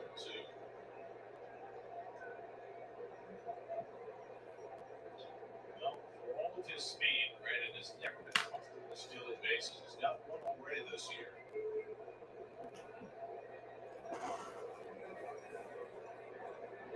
All pulled by Peralta. Monte fouls it off. You see these stolen base percentages in the first week of the season. The success rate is about 83% with the new rules. And the bigger bases and the limit on the number of pitcher disengagements, teams are running more and running more successful. A block there by Carrasco was 1-2. Oh, so it is 4.5 inches closer between first and second. Nice block here. Very nice block. Read an article in The Athletic, Ricky Henderson, the in-depth interview. Ricky Henderson said, Go, Starling, let's go. Extra step at 4.5 inches. So if he stole 130 bases without the new rules, how many would he have stolen with the new rules? Correct. Swing and a miss. Ah. Marte's down on a fastball. Swung at that high fastball. Walters got his first strike in the game, 2 out. Stream every out of market game. On MLB. Well, Nimmo had a couple. He made a couple attempts right. I think he has 2 stolen bases, or maybe 1. I think he has 1. But he's attempted 3, I believe. That's what I want to see from Nimmo. I want to see Nimmo a little bit more aggressive on the base path. If they give him a free, no signs, and say go when you wanna, I want to see him go a little bit more. He's too damn fast to not steal some bases. The hell we're worrying about getting hurt.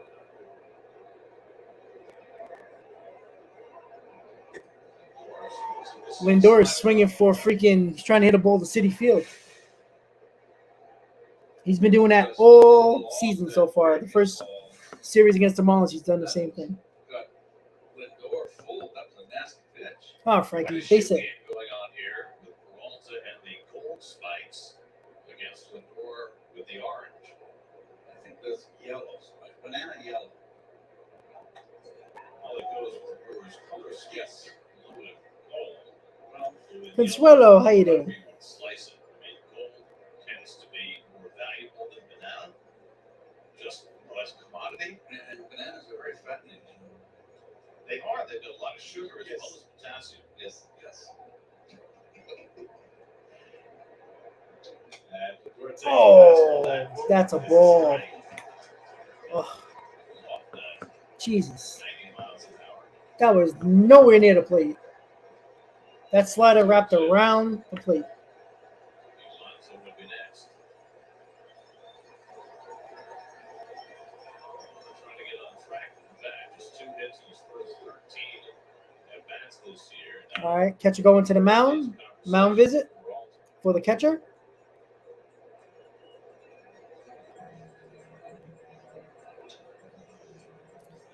Once again, guys, top of the third, no score.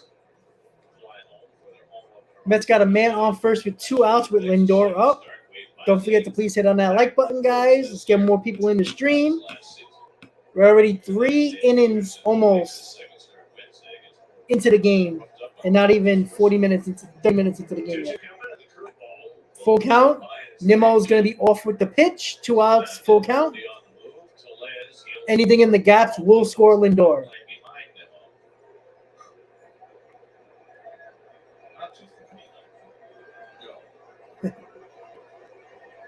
There goes Nimmo. And he strikes out. Jesus Christ. All right. So Lindor didn't get it done there. He strikes out. 2 strikeouts in the inning for Peralta. and going to the bottom of the third. No score. Brewers coming up.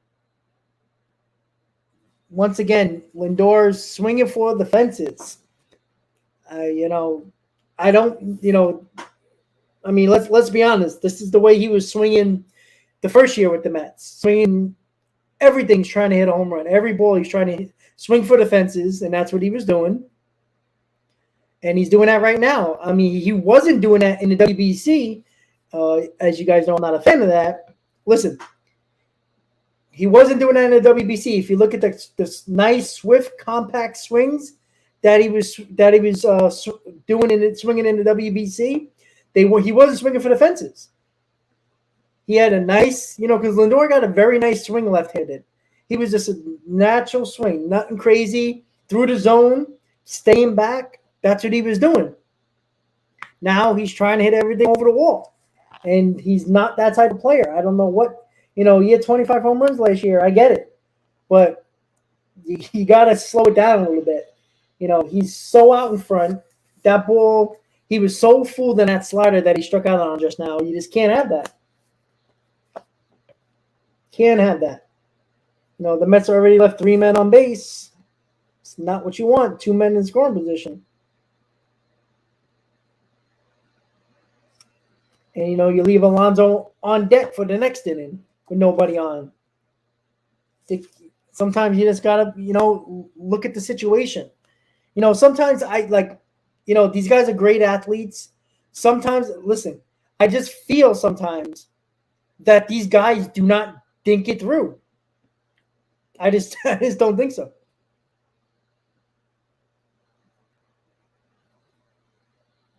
Well, I mean, look at the American League. I mean, the games that were, they were mostly, interleague. All right, guys. So bottom of the third, Terang is up, 8th hitter for the Brewers.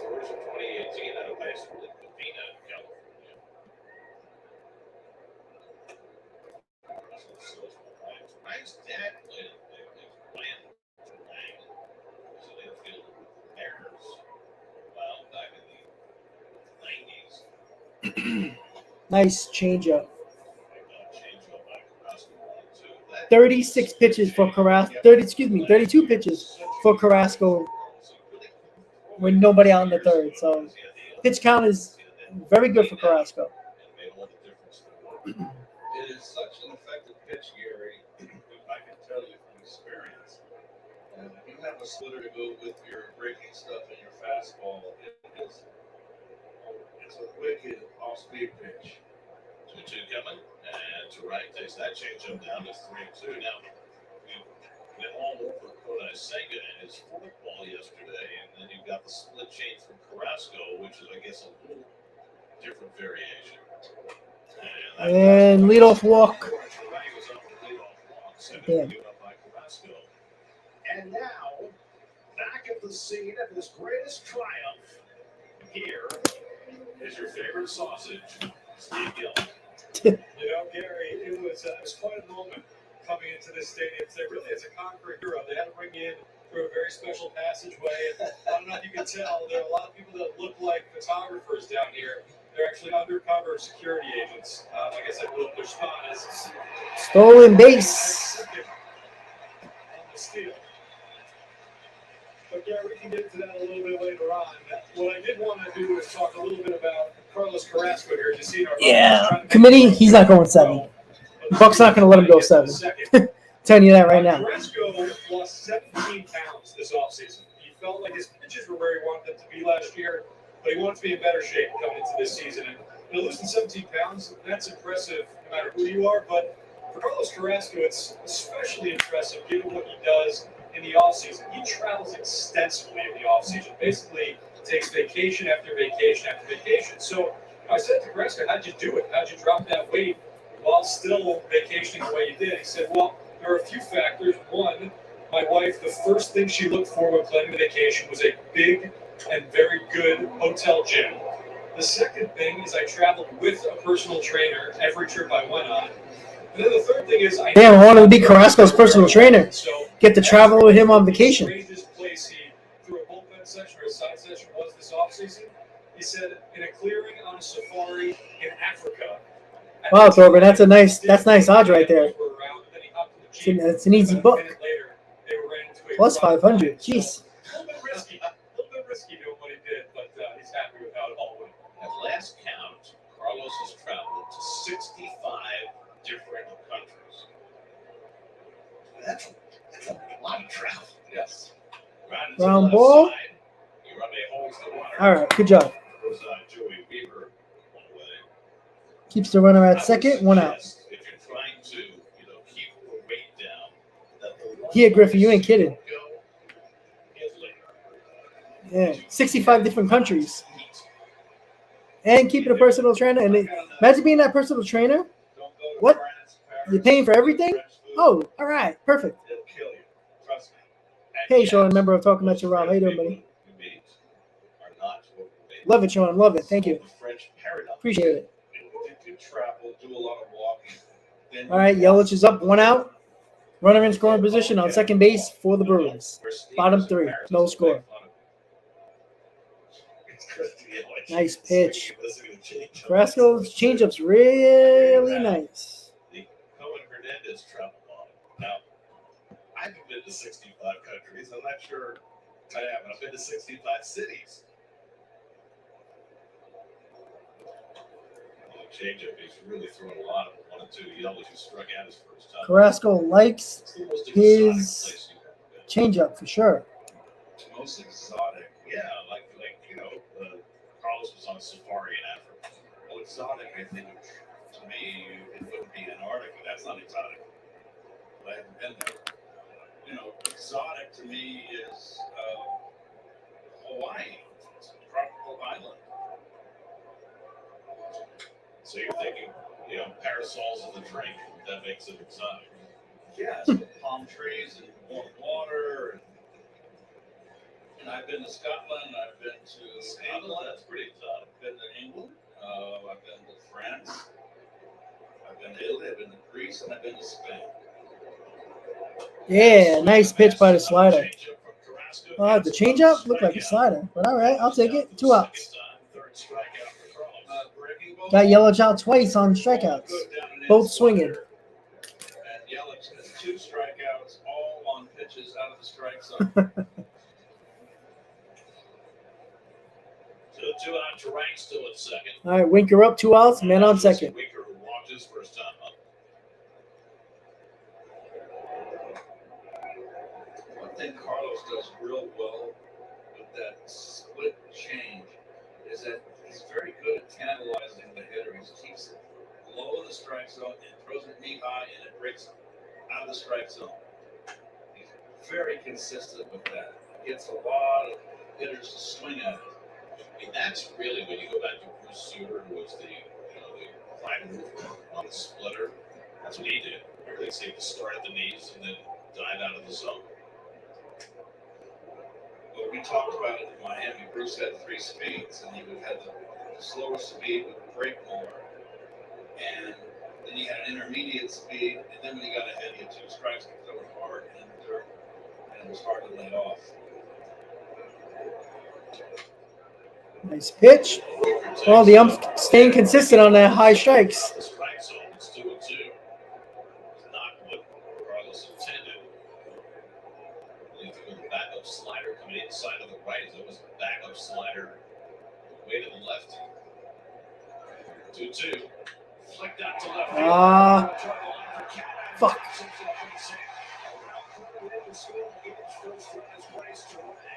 Damn it.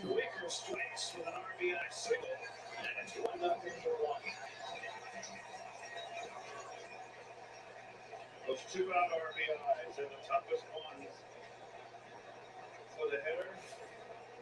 Bill Cannon was going to catch that. That is a good pitch. And you just got to tip your hat there. It's good hitting. Didn't try to pull it, but went with it. Tell you what has been the theme of this first week of the season. That's the Marlins.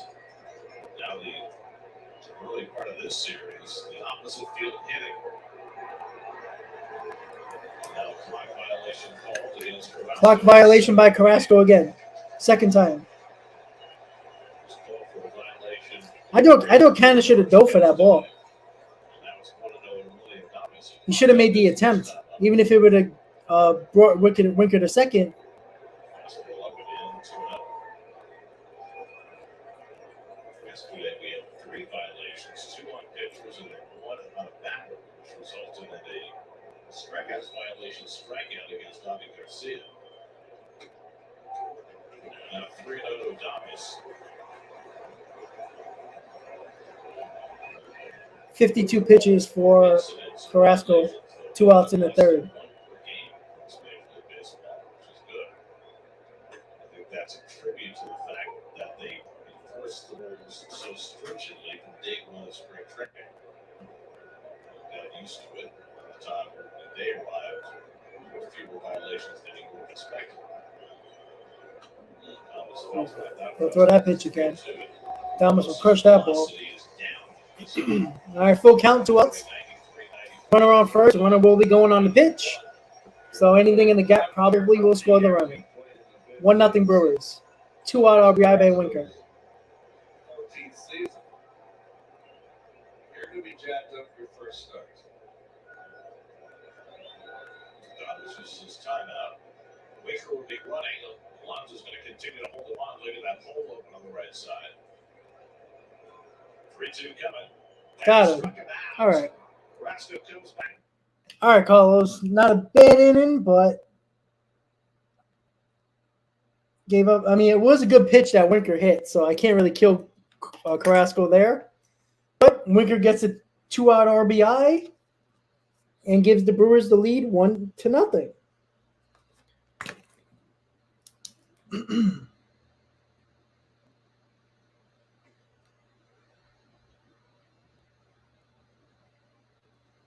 All right, guys. So Brewers lead 1-0. Mets coming up in the top of the fourth. Alonso, McNeil, Cannons are coming up in the top of the fourth. So, yeah, I mean, the pitch to Winker was pretty good, right? You have to tip your cap. That was, there was 2 strikes trying to keep the bat on the ball, and he got it just where – hit him where they ain't, right? That's what happened. I thought Cannon should have dove for that ball, but I know what he was trying to do. He was trying to keep the Winker at first and not put another guy in scoring position. But I think he could have definitely tried to dive for that ball because the ball probably bounced like a couple of feet from him. Maybe he didn't think he had a good judge on that ball. Maybe, I don't know, but he should have. But it was a good piece of hitting by Winker. Nice pitch by Carrasco. You can't do nothing about that. You just got to tip your cap and, get back out there. The Mets had opportunities. They didn't take advantage of it. Brewers just did. So now it's time for the Mets to get going with Alonso, McNeil, Cano, 4, 5, 6 coming up for the Mets in the top of the fourth. Once again, guys, don't forget to please hit on that like button. The more likes you get, more people will see this stream at the top of their video suggestion list, and that's the most important thing right now. Let's try to get to 100 likes today, guys, so we can get this stream out now and, of course, in the replay. Let's go, Alonso. It's down 1-0. Alonso takes first pitch curveball high for Freddie Monte. Monte walked 2, struck out 2, allowed no runs and 2 hits. Alonso had a slow ground ball to short, was thrown out his first time. And he flies this Fly ball, that might be shallow. That might drop. And it doesn't. Yeah. See Carrasco back on that ball? I did. That was impressive. Did you see Weimer coming in on that ball? They both can run. He closed on it quick. Helps to have the energy and speed of youth. No. They can handle this level. So last year, so big deal. Weaver was not on the original roster on opening day. He came up with Carrasco. Hang on the second base.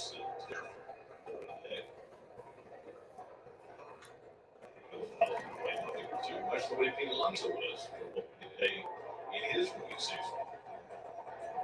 Oh, well, he was pitching a no-hitter prior to giving up that hit. So And I think Jeff used in the first 3 innings. So, I mean, yeah, he might have pitch clock violations, but it didn't really affect him. I mean, Winker hit a good pitch. What are you going to do? A lot of first pitches so far in the first 5 games here. Swung at the first pitch his first time up today and fouled out. And he goes And down McNeil strikes out. That is a rare strikeout.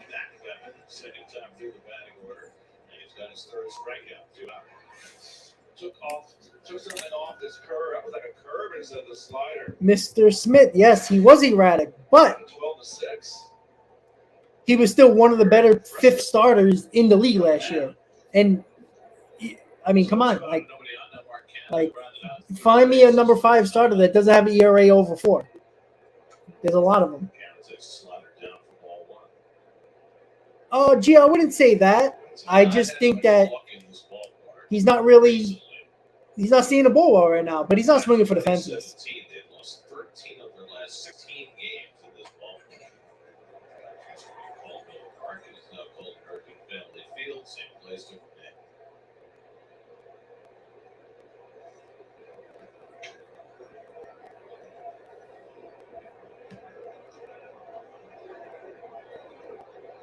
One for Peralta.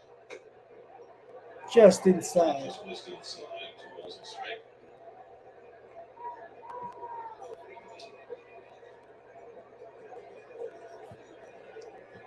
Peralta now 26 years old. 30 wins, 17 losses in the major leagues. And the slider off the corner for a strike. It's 2-2.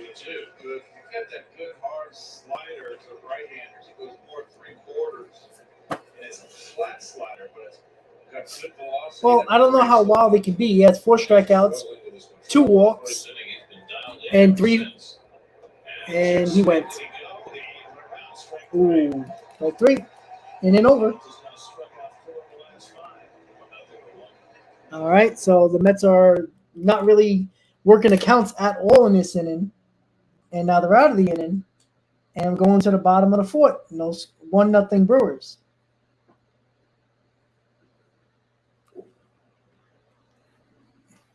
Well, I don't think the pitch clock is getting to him. Again, guys, it's not like Jesse Winker just hit a 2-run homer or hit the ball hard. He hit a blooper to left field where it kind of was not playing. He hit an outside slider that was a foot off the plate.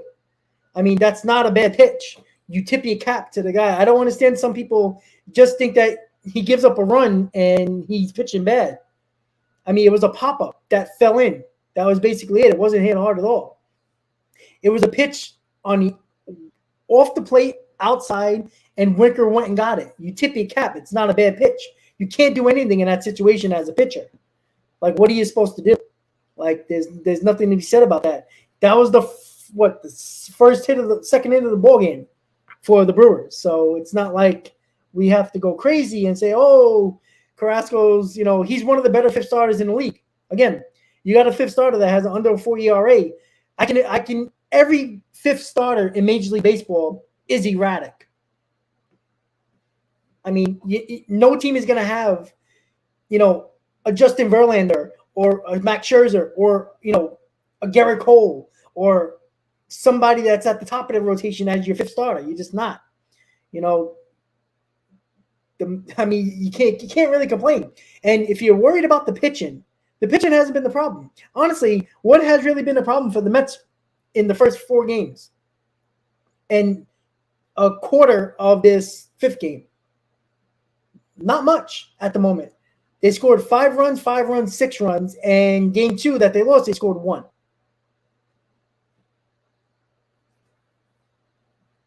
Last leads off against Carlos Carrasco. Takes the fastball outside. Let's fly to center his first time. Okay, but it's baseball. You walk people. It is what it is. I mean, the Mets had also 2 walks. They didn't capitalize on it. I mean, that's not wild when you have 2 walks at the moment. Like, it's not that bad. That was in the 3rd. Curveball drops in for a strike 2-1. Well, Frank, the relief has been pretty good.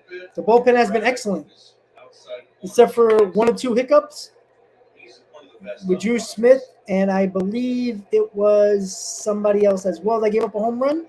10 umpires retiring in the Other than that, Got 7 new crew chiefs. it's been pretty good. It's been almost lights out. There's the chief of this crew, Jim Wolf, Mike Walensky, and Sean Barber. Carrasco behind 3-1. There you go. Angeles over that slider. It's 3-2.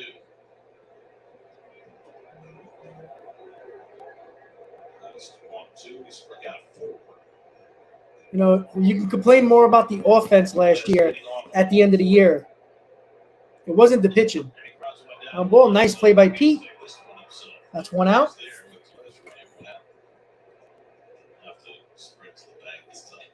One out and nobody out. Let's check in with Steve. Gare, Keith, we got some breaking news. We got some line movement here. This is your live odds presented by PointsBet. Pregame bets minus 105 to win. Right now, down this 1-0, plus 190 for the Mets to win. Those are your live odds presented by PointsBet. And just a reminder that tomorrow, we're not 1-0 here in Milwaukee. Tomorrow, coverage begins at 7 o'clock Eastern. Mets, Brewers, Max Scherzer. It's the second start of the season. Fellas. You know, I was wondering when I came to the ballpark today why there was a red carpet laid. Well, Frank, that was more the starters than anything else. And the Mets didn't score either. That wasn't necessarily the bullpen. I mean, you could blame the whole team, to be honest. They should have never put themselves in that spot. Unfortunately, they did. We've been doing this a long time, and I feel as though Mike Hall with his minute sauce situation might have been my best call ever. We had didn't Carter get it? Yeah, but he lost. He got it smoked. It was embarrassing. And, you know, guys, that photo of me that hangs forever here in American Family Field, it's apparently also going to be the outline of a statue that they're unveiling at some point. All right to Lindor. Out to Lindor. 2 outs. I think you need to do some investigation on a different subject, which is that William Contreras is now with the Brewers. Remember the controversy last year when Contreras played narco for his walk-up music? Yes. He's not using it anymore. You need to find out why, Steve. I don't know if I'm going to be doing any work in Milwaukee. Why is that? Okay, well, because, like I said, when I'm here, I'm a big deal in Milwaukee. You're being fetid. I'm not going to tell you exactly what's happening tomorrow. You'll have to tune into the broadcast, but there's a very special thing happening in the city in my honor. Oh, really? Oh, yeah. Quick 2 outs for I'll Carrasco. try and get you in. Awesome Pfeffer Incorporated. Well, Frank, it's not like, you know, the closers are the only ones that pitch after the starter. You know, nowadays, the majority of the starters go 5-6 innings, occasional 7, and you use 2 or 3 guys almost every game now. So, you know, it takes a bridge to get to the closer now. And Steve and the other younger members of our group are all sitting there with these blank looks on their faces. Like we'd say Bobby Orr or that's unsell. I knew Bobby Orr. Jerry Lucas. You did. I got the ball rolling with Bailey Howell. Dave Malone. Did you know who that was? I know you're a big Ranger fans. Did you know Dave Malone? No, didn't know Dave Malone. Shout out to Anthony who just texted me. With old Giants. Oh, Emily Tennell. Right, up to Emily Tennell. Right. Because we were standing at the top. That should be a base hit, and it is. It's a good pitch, too. Always a threat to try and stretch. It'll stop your first and 2 out second. You know, that's what happens when you get old. Steve, you or the younger generation with your reminiscences of the past. Well, I was fond of the Van Arsdale. well, I wouldn't say that, Toro. I mean, honestly, Tom Van Arsdale. I like Jack Barron. You know why? 3 out of the 4 games, they scored 5 runs or more. Jack You know, Barron. It's early in the game. It's only 1-0. You know, they only, you know, they had opportunity in the first. They didn't get it done. I wouldn't say inconsistent yet. You know, you can't just pick and choose to fit your narrative. It doesn't work like that. All right, they scored 17 runs in 4 games against the Marlins. If you do the average, That's a little under 5 runs per game. It's about 4.5, which is exactly where they were last year. First and 2 out.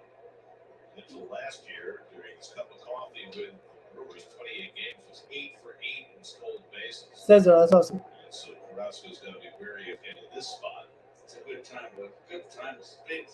Try to steal a base here. They have a very big lead. Nice pitch. I don't like the pitch clock. Again, this is the first time I'm watching the game on TV. I went to the first 4 games in Miami, so it feels rushed when you're at the game, like very much rushed. When I'm watching it on TV, it doesn't feel as rushed, but I don't like it.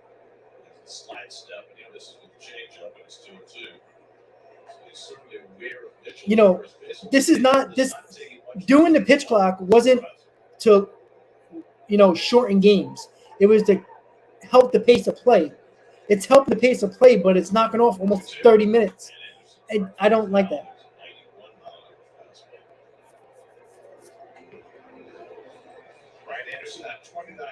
Well, yes, that's so they got to get back quick. There's only 2.5 minutes between half innings. So it used to be 3.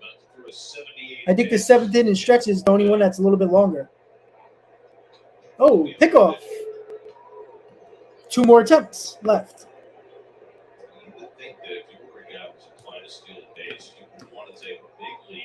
Once again, guys, don't forget to please hit on that like button. We're in the bottom of the 4th, 1-0 Brewers, 2 outs, man on first for Brewers.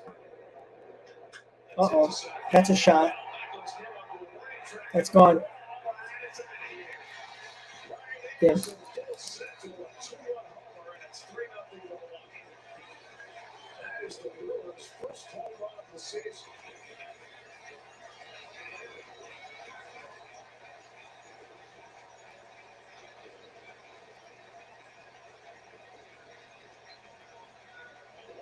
Well, that was actually the first bad pitch that Carrasco threw.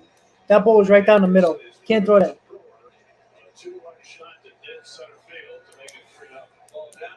Damn.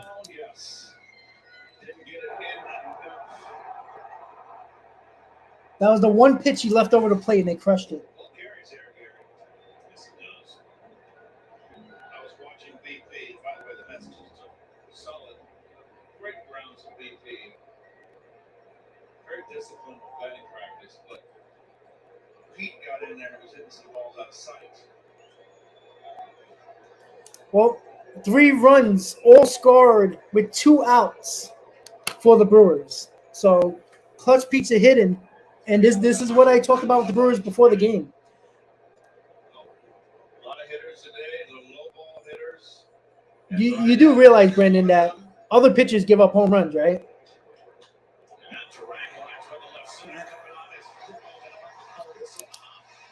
So Terang with the 3rd consecutive 2-out hit for the Brewers. And he's aboard for the 2nd time. Cookie is trash. As your 5th starter, they should be trash, no, Brandon? Can you find me a 5th starter that's not trash? To Kiarme and a similar swing, a similar result and location. There's been a lot of Tommy Hunter is warming up in the bullpen. Tommy Hunter will go to work in the men's bullpen as Jeremy Hefner talks at the mound. Carrasco retired the first 2 hitters of the inning, but then Mitchell singled to center. Anderson at the 2-run homer. Terang is falling with a base hit. So there's your leg kick. I have no issue with leg kicks. Darryl Strawberry had a big leg kick. You certainly know Mel Lott did. All right, so Weimer is up, 2 outs. Again, the Brewers are a team similar to the Mets. They put the bat on the ball, too. They don't strike out a lot.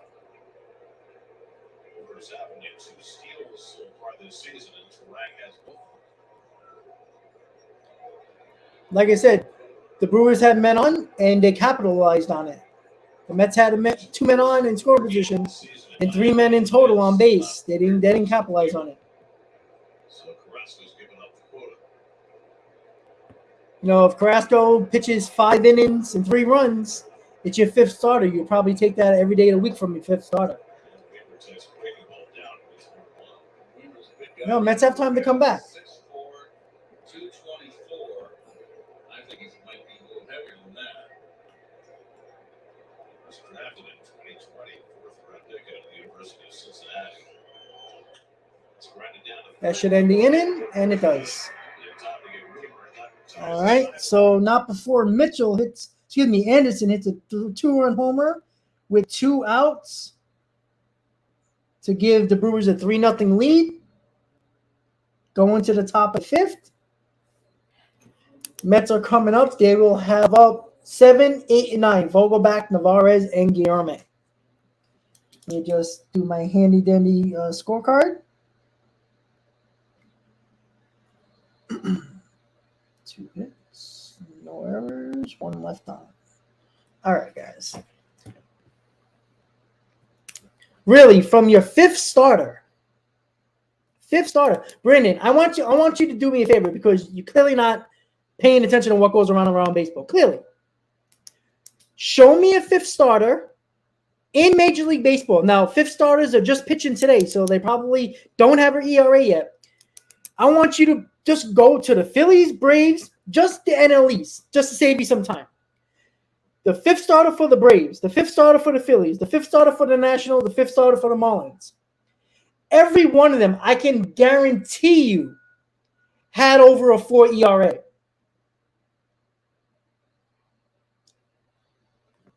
If you're looking for a fifth starter, what do you want from a fifth starter? 6 innings, 7 innings, 1 run? Well, then he'll be an ace of a team. I mean, come on. You got to get baseball. I'm sorry. Fifth starters are not supposed to be – they're your workhorses, right? They're not going to be a guy that's going to be a under 3 ERA or even a mid-3 ERA, all right? Those are guys that need to pitch you innings. Carrasco, the problem here is that he needs to go a little bit deeper. He needs to go 6 innings, right? 6 innings, 3 runs, all right, fine. I understand that. I'm not talking about today, but you're acting like every fifth starter in baseball is going 6 innings and pitching 2-run ball. They're not. It's his first start. Either way, he's probably not going past the 5th inning anyway. If you notice what the Mets did this whole series, this whole time this season, so far. Vogelbeck is up. You know, I mean, Scherzer gave up 6 innings, 3 runs. Are you complaining about that? You should, because he's your ace.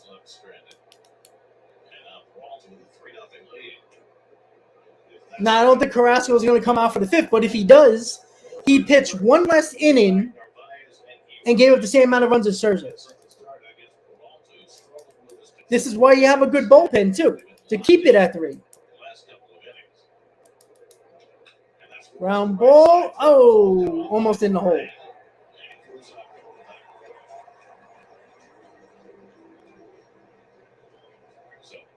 Like I said, I'm not saying it's a good outing. He's a guy. Look, your 5th starter, you need them to give you a little bit of depth. All right? It's his first start. His first start, he's not pitching through the 6th inning. All right? Carrasco at this point is probably a 5-inning pitcher with the occasional 6th inning, maybe once in a blue moon 7th. He's got to give you a little bit more depth. That's where I agree with you at. But again, Google. It's there. It's right there. Google NL East pitchers, 5th starters on their teams. And you tell me which one is under a 4 ERA. Well, yeah, Scott, of course. They got to score. But it is only the 5th inning. All right, strike 3. Peralta is definitely finding it now.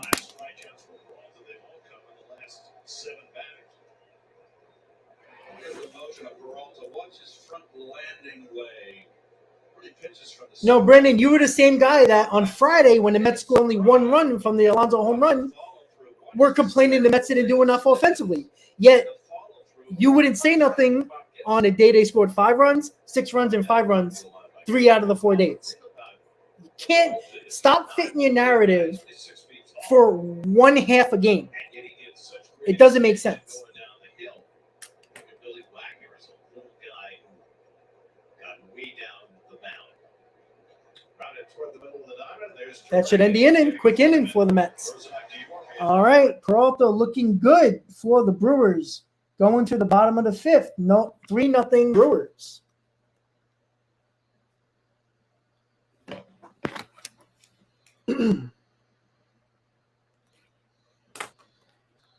I think people are too much infatuated with, they just see one, 2 or 3 pitches. They're like, oh, but again, find me a fifth starter that doesn't have an ERA over 4. If there's one, and I'm not talking about a guy who just started yesterday who might be a fifth starter, or today that might be a fifth starter, because fifth starters are probably pitching today. And the Mets are basically, I think there's 2 other games going on right now, if I'm not mistaken.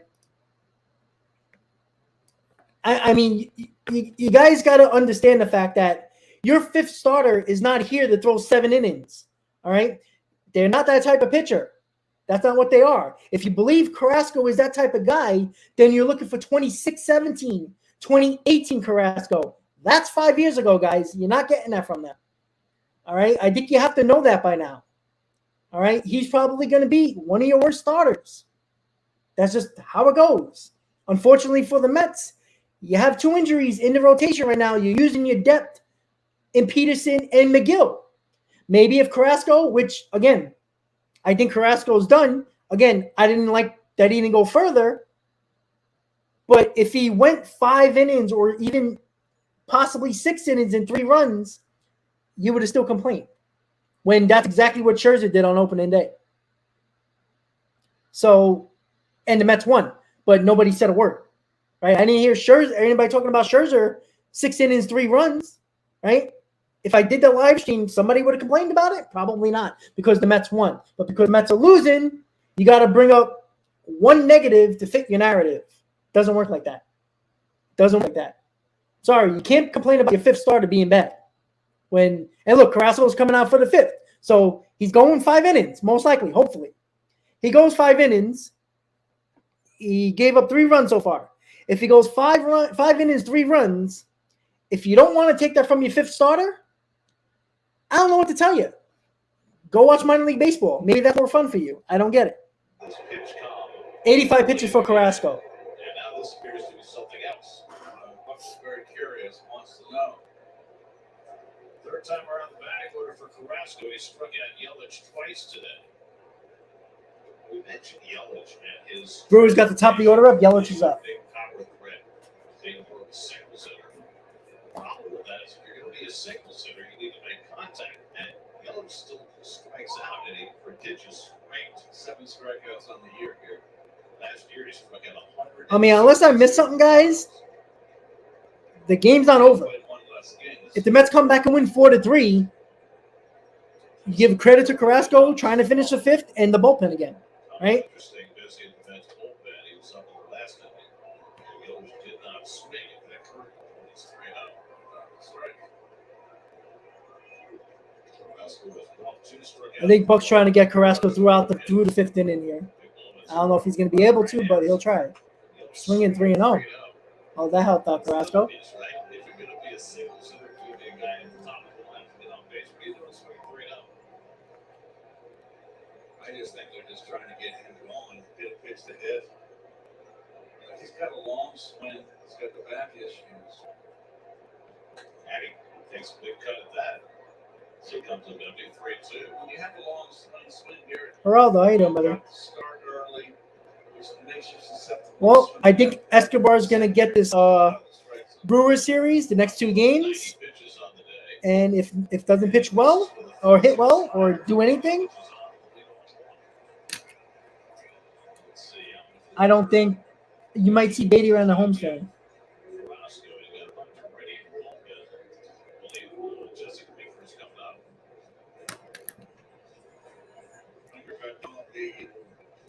I mean, yeah, Toro, fine, but it's the second game in 5 that the Mets are trailing. They've led in every game except for one. Now this one, it's called baseball. That's what happens, buddy. I wouldn't say it's necessarily affecting him, but I mean, it's probably in his mind for sure. I mean, 2 clock violations. They won't release Escobar. He'll be on the bench.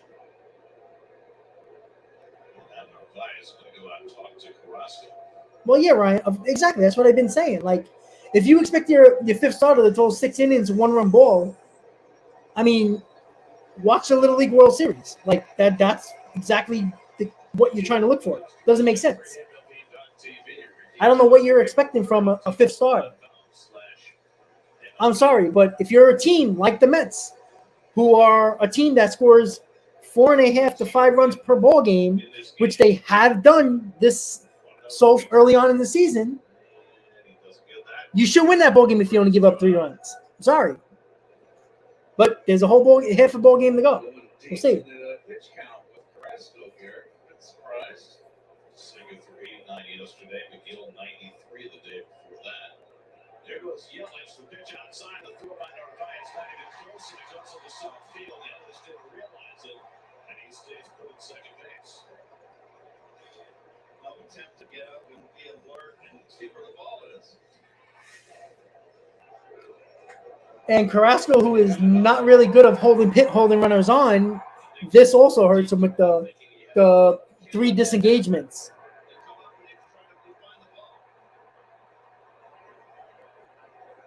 Correct, Christian. Base of the year for Yelich. He's second with nobody out of 3-0 count to Winker. And he swings 3-0. So both of the first 2 hitters in this inning have swung 3-0. Yelich bounced one down. Winker fooled at an off-speed pitch. Well, Toro, see, this is the problem that I have with some baseball fans. Why watch? I just don't get that. I'm sorry. I just don't get it. Carrasco's coming out of the game. So Buck tried to push Carrasco through the 5th, but he finished up with 96 pitches. Again, not a good outing, right? Couldn't get through a 5th inning. That's not what you're looking for from your 5th starter, right? The 3 runs, hit or miss, right? But you need to go at least 5 as a 5th starter. Good time 6. So Tommy Hunter's coming into the ball game with 2 men on with nobody out. Toro, I'm not funny, but look what you just said. You look what you just said. You just said right here. I'm going to read it. I'm going to put it up there so everybody sees it. Yeah, no hope for coming back. Reminding me of last season. Okay, fine. So if you know they're not coming back, it's the 5th inning. They got a couple more at-bats to go, right? 4 more full at-bats. If you just said what you said, no hope of coming back, why are you still watching? Turn off the TV and look at the box score later today. That's it. That's all I'm saying. It's no disrespect to you. But you're watching the game, or if you're listening to the game, or whatever you're doing to knowing what's going on during the game. If there's no hope of coming back, stop watching. Here comes Brandon again. Brandon, where were you when I was making a point and you didn't come back? I'm not playing both arguments. You're saying the game is over. We're not coming back. But you're commenting still, so that means you're clearly seeing what's going on during the game. I don't see how I'm doing both arguments. Well, that's fine. If you got bets on the game, then keep watching, right? I don't care if you have bets on the game. I don't. If you got bets on the game, that's on you. But if that's the only reason why you're watching the game, that's your situation, not mine.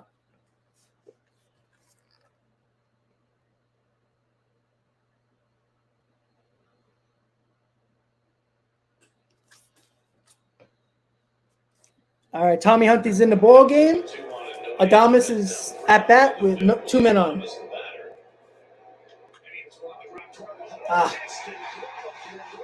That's a run scored.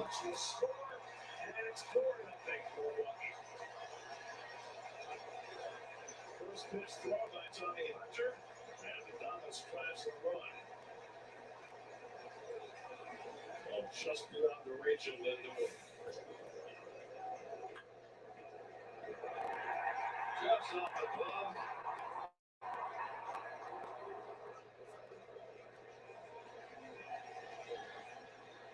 I always felt the pitcher coming in cold. You know, Hunter's been around. He's been in this spot before. But still, he's coming in the man on base that first pitch. Jump on it. It's something like. And right into Lettuce. It takes a slider and eliminate the ball wide. Lettuce is flat out and grounded out. That run charge to Carrasco is still responsible for one base. Yeah, Frank, and those are the same people that probably stopped watching the game or say they stopped watching the game. Lettuce takes cover behind. It's 2-0. After 2 innings on Friday, awfully good, giving up a leadoff hit and then retired 6 in a row. That bullpen was outstanding in the 4 games in Miami. 13 2/3 innings, only 1 allowed. That was the long run just against Curtis. Spotless outside of that. First time this year, the Mets have given up as many as 4 runs. So let's just strike 3-1. No hit sign for your big power hitter. Go figure. He just didn't want to. They never say you have to swing. That's true. You're absolutely right. And it turns out with 3-2. So that's 35 home runs last year. He hit just 219, but big power numbers drove in 89 runs.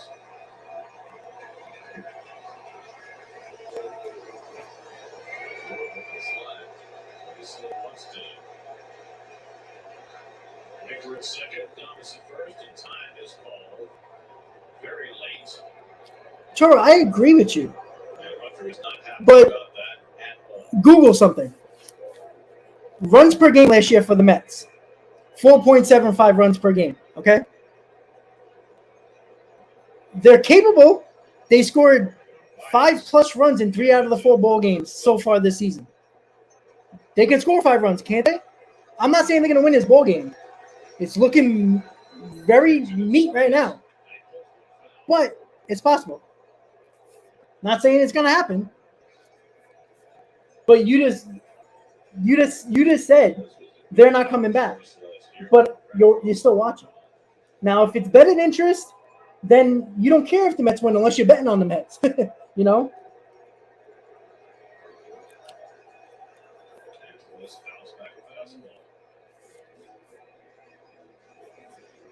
Bias wanted that ball in, and that could right down the pipe. Got away with one there. Usually likes to use that cutter to get in the hands of the left-hand batter. 3-2 coming, and he misses high, ball 4. And the bases are loaded with nobody out. So Hunter has come in, given up a run scoring to get into 1. And now they're loading up to William Contreras. We'll see how that's played on the infield. Well, what you can't do is walk their damn ballpark. And halfway to the shortstop and second base. Over and down 4-0. That's about what they're doing here. Yep. Contreras over for 2. And he drops one past the bat off Hunter's rear hand. McNeil gets the out at first as the run comes up. McNeil so wanted to throw that ball home, but it really was going to be too late. I think Hunter got some fingers on that ball. In any event, Jeff with a nice play to throw out Contreras for the first down as Winker comes home to make it 5-0.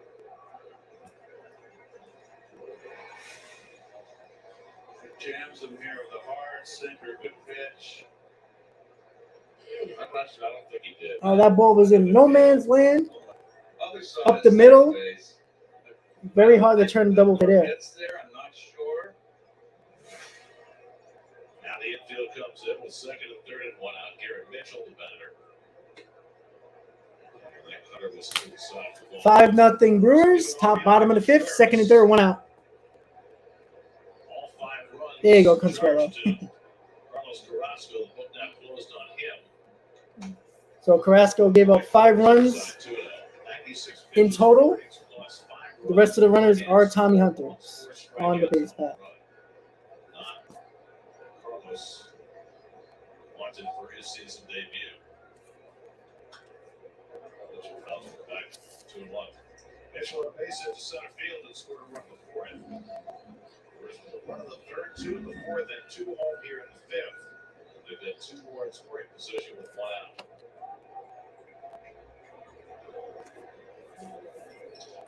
And Mitchell with a rough cut, 2-2. Hey, Hayden, what's up, buddy? Up, and the sausages are prepping for their moment of glory. I'm a little partial to the sombrero. Chorizo? Yes. I should have a little spicy. I like chorizo. Let's say they're one in the sun if the wind blows, so there's no sun to be had. Well, can you really complain about the Braves series where the pitcher was basically non-existent? And the playoff series where the pitcher was non-existent? I believe, baby. Listen, we got to believe, right? We've been tortured enough. But I get it. I get it. You got that tortured soul as a Mets fan. I get it. Trust me. Yeah, I get it.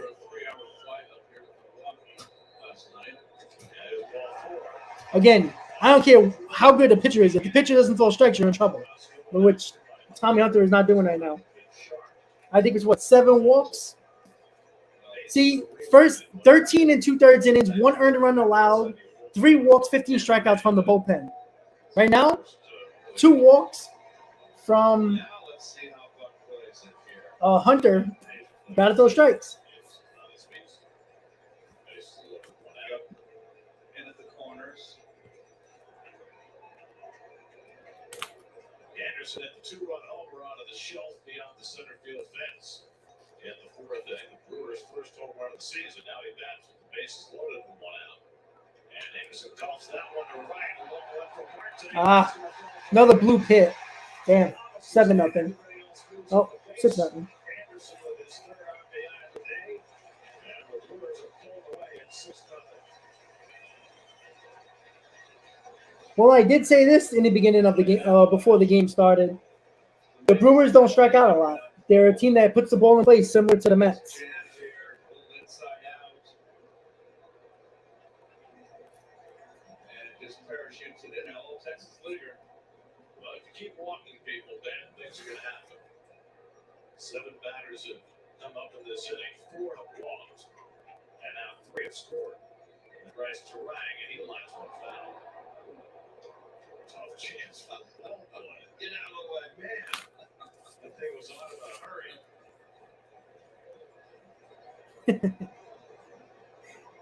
See the ball boys here. They've got something resembling a jersey and long pants. Well, if the Mets don't come back, which, it's bleak. We ain't going to lie, right? 6-0, bases loaded in the 5th. Oh, it's probably 10-0 now. Yes, it is. Woo! Look at that.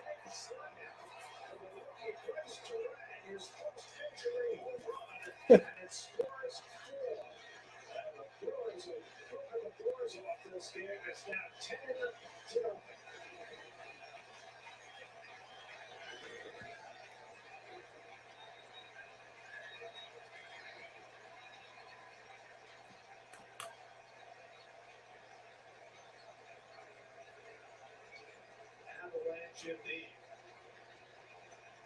7-run inning for the Brewers. As Terang gets a huge ovation for his first big league home run at the grand slam. He takes the curtain call.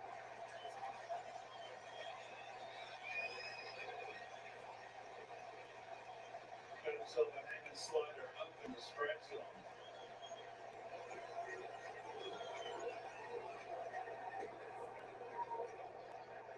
After Carrasco struggled, Hunter pours gasoline, and it's 10-0 in the 5th. Oh, Weaver, the 9th man up in the inning. It's only 1 out. well, they might do that. Toward the hole, McNeil trying to stop him, but he can't. And Brewers are going to the right field Well, definitely spiraling now. Just keeps on rocking. He'll upset with himself. Yeah, they're gonna work Hunter for sure. He gets there. It might have hit the lip, come up a little bit, or it might have distracted him. Reminders, Jeff. Most is better than anybody. Got to replace your divots. He's a golfer. That's what I mean. Second base umpire Mike Walensky helping out with divot replacement. And now the Brewers have batted around. I think McNeil was angry that he may have lost his footing on that turf. Actually, it's grass. Well, the infield grass is brand new this year. The outfield grass is the same from last year. All right, Gio. Yelich for the second time in the Yeah, inning. McNeil is pissed. Walk and stole base, scored on the Thomas's base hit, and the line is moving. It hasn't stopped moving.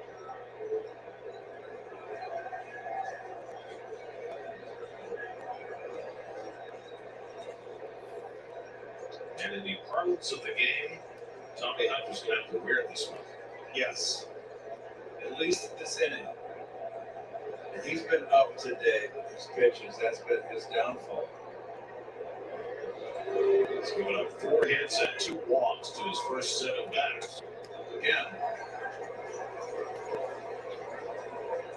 So your first major league home run is a grand slam.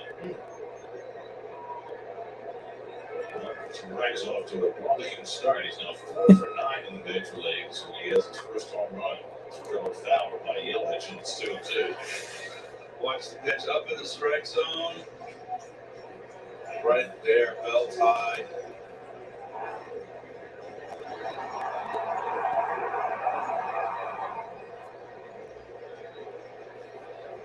Yep, you gotta tip your cap, brush your shoulders off, and play tomorrow. Hanger, 13 home runs in the minors for Turang last year, and now his first in the big leagues.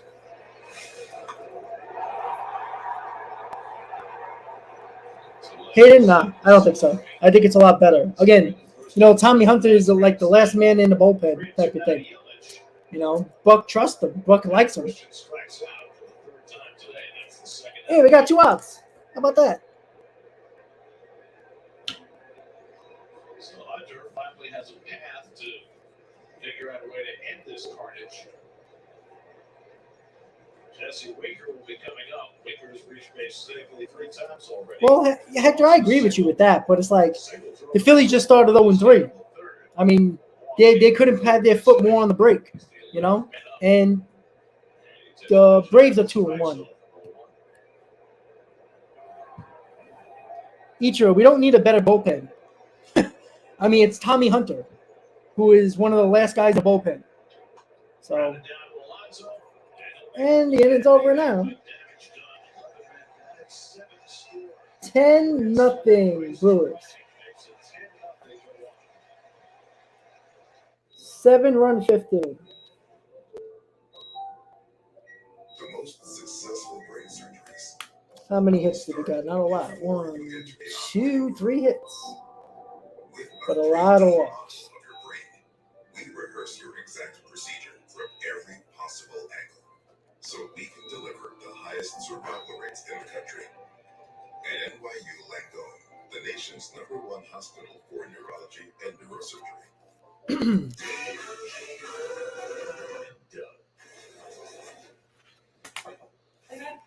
Nice base. Clearly you're a safe driver. You can save hundreds. Shooter, you ain't kidding, man. Damn. You are not kidding. I went to 4 games where the Mets took 3 out of 4 in Miami. That was fun. I get back to New York, and it's like, oh, well, Rob's not here. Let's just not do any offense. Or let's not pitch at all. Guys, listen, hey, it's not fun at all to lose like this or to have a 10-run deficit going into the 6th inning. But, I mean, what are you going to do, right? It's baseball, right? It's,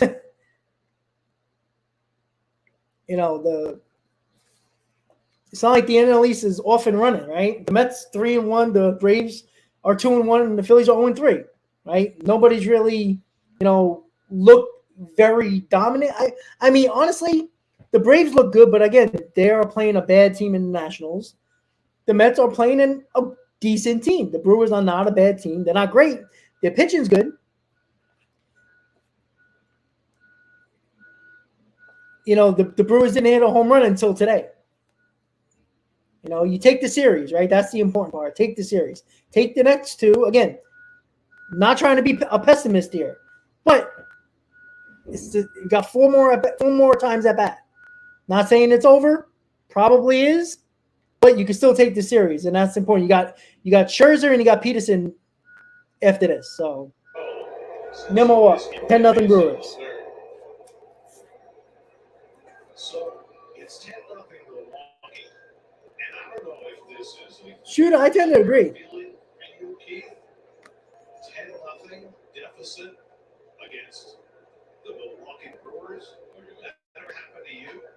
Back to game 1, 1982, first game of the World Series in St. Louis. We got beat 10-0 in game 1. I think Yount had 5 hits, Molitor had 4 hits. The way around, yeah, the way around. It's a lot of hits.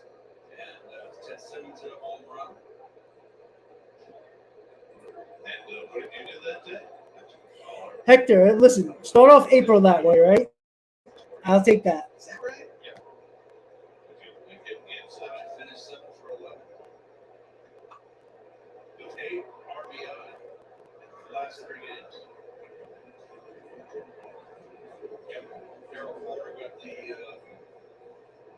MVP. I never said I didn't believe you. I had a 7 But again, you're making it seem like the fifth starter is supposed to be Cy Young. got a big hit in the game that was the tie.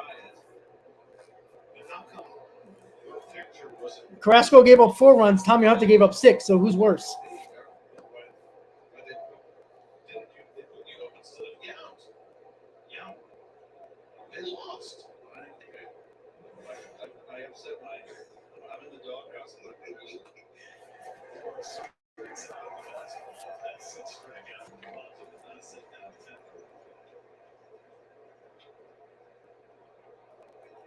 Let's check it with the studio for a game where Gary Allen brought to you by Gary. The White Sox underway in Chicago. John Peterson getting And the Phillies gave up 27 runs in 3 games. 2-0 winner here.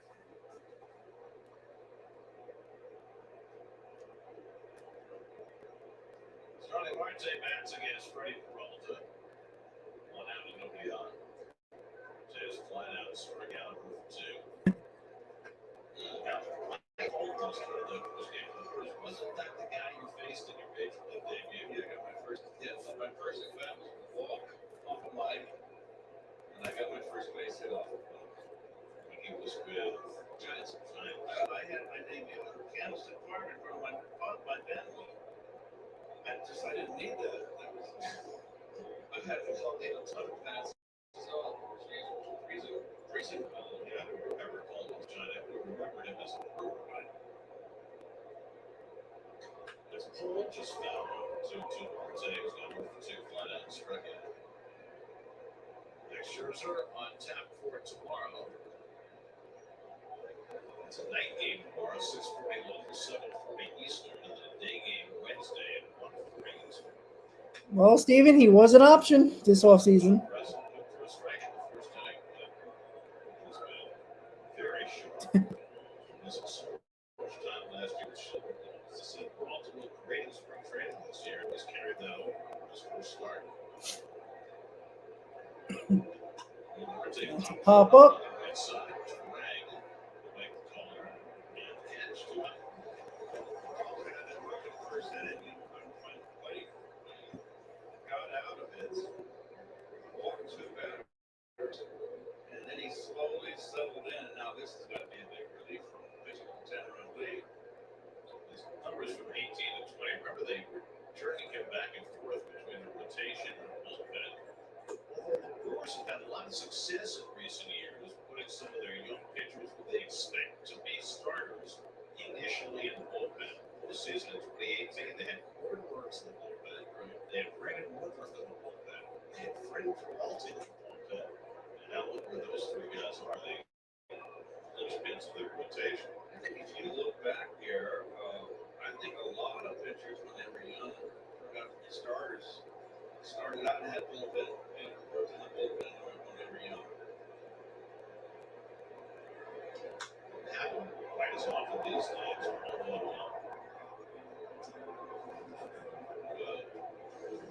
Recently, Cardinals trying to propose Martina. Right. Sure, it's initially with the Diamondbacks is right. Right. And it's 3-2, 3-1. Well, the Mets were down 7 runs against the Phillies that came back and won. I know that's like few and far between, but it happens. Terrific innings, Seth. And they beat the Rockies 3-1. That's what I always wanted. There's more. All right, 2-out walk. Here we go.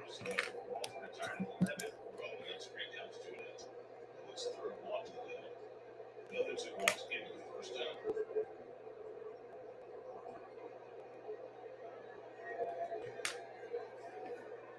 Steven, not really a timetable. It's just when Verlander starts to be better, but he's clearly not pitching for 2 weeks because he's on the IL. You got to be on for at least, 10 days? So at least 2 starts.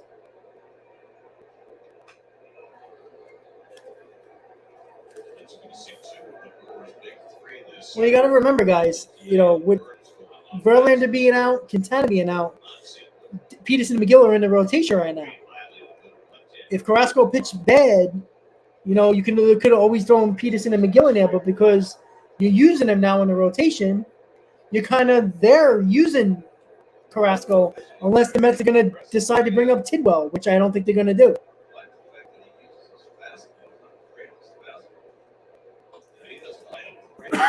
Excuse me.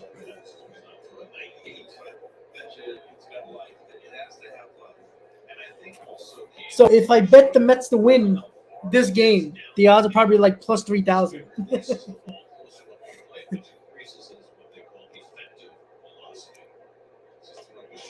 Oh, we're out there a little while all of a sudden.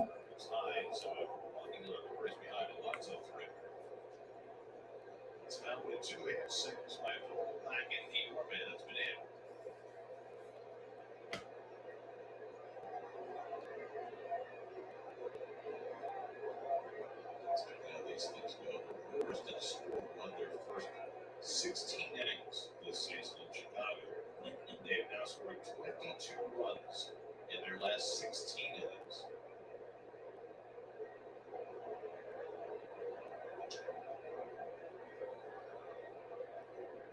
And Pete swings to 5 fastball, 96 that time. There's the stride again. Big, long stride, and then watch the plant leg stiffen out. Then the back leg come around. Wheels around.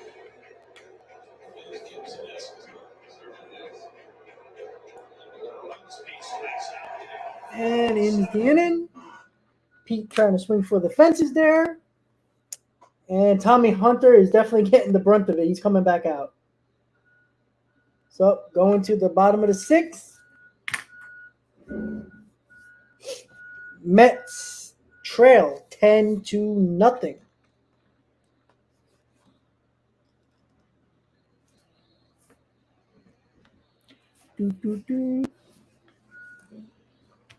Hey, look, the Mets spread is plus 10.5. If I take that and no more score, I win.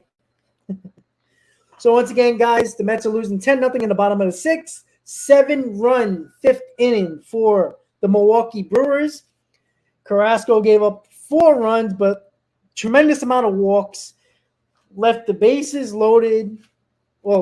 Bases loaded. And Tommy Hunter coming in. Tommy Hunter gives up a grand slam. Tommy Hunter gives up 6 runs. And Tommy Hunter is continuing to be in the game because you don't want to waste your bullpen since you got 3 more games in a row, 2 left in Milwaukee and opening the home opener on Thursday. And that's 3 more games in a row. You don't want to waste your bullpen when you start the season playing 8 straight games in a row. You got to save your bullpen for the first week and a half of the season, and that's what you want to do right there. So, this is a wash-up duty right now. Again, anything can happen, but we can all be realistic. Probably not going to come back, but you got to save your bullpen. I wouldn't be surprised if Tommy Hunter pitches the next 2 innings. Getting them through, pitching 3 innings and, keeping them around like that. Exactly, Steven. Yeah. Well, that was a problem. Like I said, look, in total, right, Carrasco had, let's see, 1, 2. Carrasco had, 4 walks? Let me see. 1, 2. Yeah, he had 4 walks before he came out of the game. And then Tommy Hunter walked 2. So the Mets had 6 walks in 6 innings, in 5 innings. Tommy Hunter goes back out there for another inning. Talk about taking one for the team. Hunter came in and relief in the 5th inning and had a dreadful time of it through 31 pitches, was charged with 5 runs, and he's back out for another go-round. Thomas swings high fastball and fouls it, 0-2. Sometimes there are days when you just need somebody to fill up the innings. And Yeah, you ain't kidding. the rules stay down. That's what you got to do. There's always one guy in the bullpen. You need to just take a bullet for your team. And you're behind by at least 8 runs. Well, we were probably never get that in the 9th inning of this game, so that's need to soak up 3 more innings. I don't know if he can, maybe 34 pitches. He'll definitely have to, be, good with his pitch count to pitch the rest of the game. I don't know if you want to, tear his arm off, but if you can do it, do it. You save your bullpen for sure.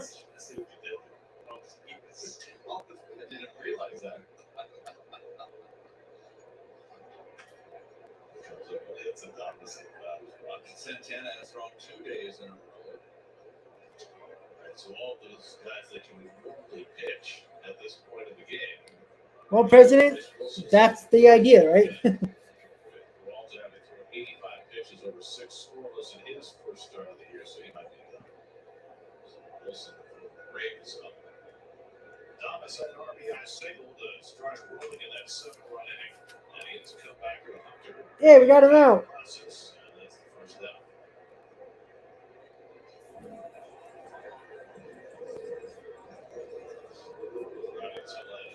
So Bryce Harper hit the grand slam to count that 7-run inning, his first career home run.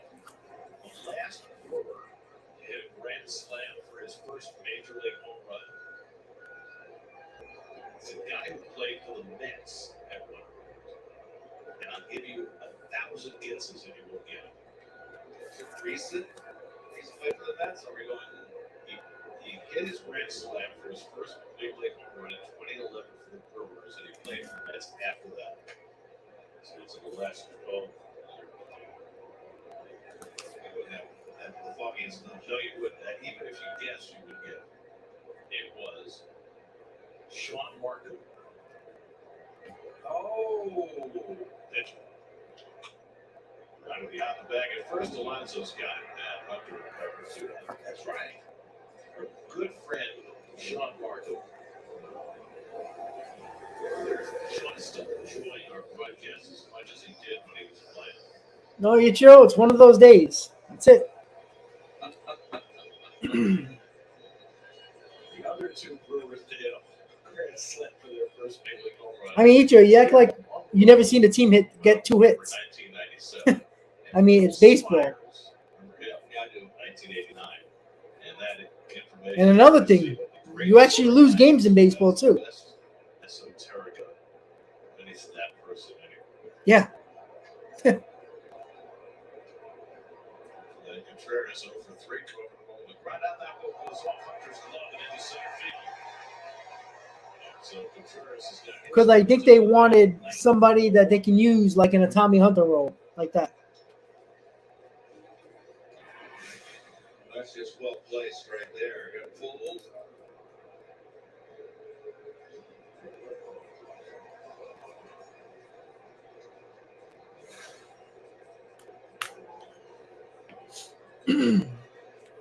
Jared Mitchell will single and a walk today.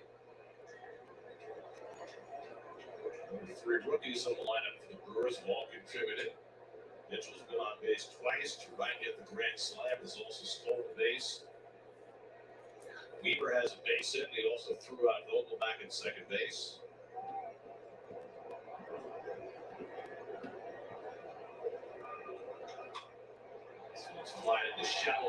This might drop. Nice play by Canada and the inning. After 6, 10-0. All right. Going to the top of the seventh. 10-0 Brewers.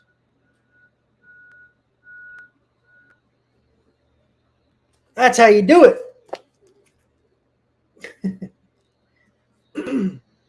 Well, that was a quick inning for Tommy. Get him another inning. See how far he can go. What are you going to do, guys, right? Everybody has one of these games. You know, you have a couple probably during the year, right? You know, sometimes you just do what you got. You just suck it up and go tomorrow. No, Carrasco's not in anymore. Tommy Hunter's in. He's taking the both of the pitches, the innings down for sure. Save the bullpen. So once again, guys, don't forget to please hit on that like button. If you just tuning in, you missed a lot. Last 2 innings, the last 3 innings, the Brewers scored 10 runs. Most recently, in the 5th inning, they scored 7 runs to make it a 10-run deficit for the Mets. Carrasco couldn't get through could only go through 4 innings. Walked the first 2 batters in the 5th. Came out of the game. Gave up a total of 4 runs. And Tommy Hunter has given up 6 runs, including the grand slam, to Turang to make it 10-0. And that's where we are right now. Oh, yeah, I remember that 28-5. So it's one of those games. You just brush it off. You got 2 more games in the series. The Mets last year won 8 out of 10 games. 8 out of 10 series to start the year. It's not about just sweeping games. You know, you win series. Again, you win every series the first month of the ball game. You're going to be about close to 10 games over 500. Probably a little less than that, maybe about 7 games over 500. So that's where you want to start, right? That's the most important thing. You got to win series. You get the top of your rotation coming back. You got Scherzer and Peterson in the last 2 games. And that's where you start off with. You got to make sure you get that win tomorrow against with Scherzer and go into the rubber game to try to win the series. McNeil, first pitch hitting, swinging, 1 out. The shortstop. 1 pitch and 1 out. This is the former Brave, former Pirate, coming on in relief for Brave. Walton with 6 brilliant innings. I'll be right back, guys. Mark Canada's over 2. There's Wilson. There's his numbers that came over from the Pirates, as Gary said, for cash. Did not have a good spring. When he made the ball club, this is his first appearance. If you don't have a good spring, when you make the ball club as the last guy in the bullpen, these are the games you get to pitch in. Correct. Walter couldn't have been much better in his first start. 85 pitches in 6 innings, no runs, 2 hits, 3 walks, 7 strikeouts. Very nice. Very creative. Well, it takes into account baseball and beer, which coalesce as the Brewers. John Barleycorn. Well, according to traffic, John Barleycorn should be with his demise. Barley appears to be fresh on that logo. Aaron Fowles on that help. The start of that help. 50 pages. 3. Traffic was one of the most underrated, under the radar band or rock and roll bands. They were jazzy as well as jazz rock. Well, you're going to give him another start. I mean, Dave Mason version of Traffic, and then there was the Steve Winwood version of Traffic. Right. They were good. They were very, very good. And they had saxophone. and their music. I love their stuff. Hannigan's chant and foul from back this way. I mean, Lil Spark of Night West is one of the great. Yeah, I don't know if there's gonna be there'll be a shorter pregame for sure. Probably like I don't know what time the game's on, 6:40 I believe. So it might be like a 6:25, 30 quick pregame, no recap. This should be a second out. Yes, it is. Freedom Rider is my favorite. That was the other one on John Barley was Freedom Rider, Dick Pages. Dennis Santana warming up again. Interesting. He's up again in the Mets bullpen. Don't know that much about Santana. About right. I mean, I don't know if the Buck will do that. I mean, he might. I mean, we already seen it. Also known as the Fernando Nieve Award. For the year, oh please, Nieve got off to a great start with the Mets, and Jerry Manuel kept running him out there, and he wound up pitching in 19 of the first 31 games. That's a start. Very Haru, he looked good after he got past those nerves. In the first, he was fine. He started to play baseball again. not abusive. I mean, we mentioned it during the series in Miami that Buck used relievers on back-to-back days fewer times than any manager in majors last year. And our conversations with him, Gary, which we have every first game of the series, he's always there's strike three. That was a quick top of the seventh. Mets are ready for to have some dinner. That's for sure. But just one of those days. What are you gonna do?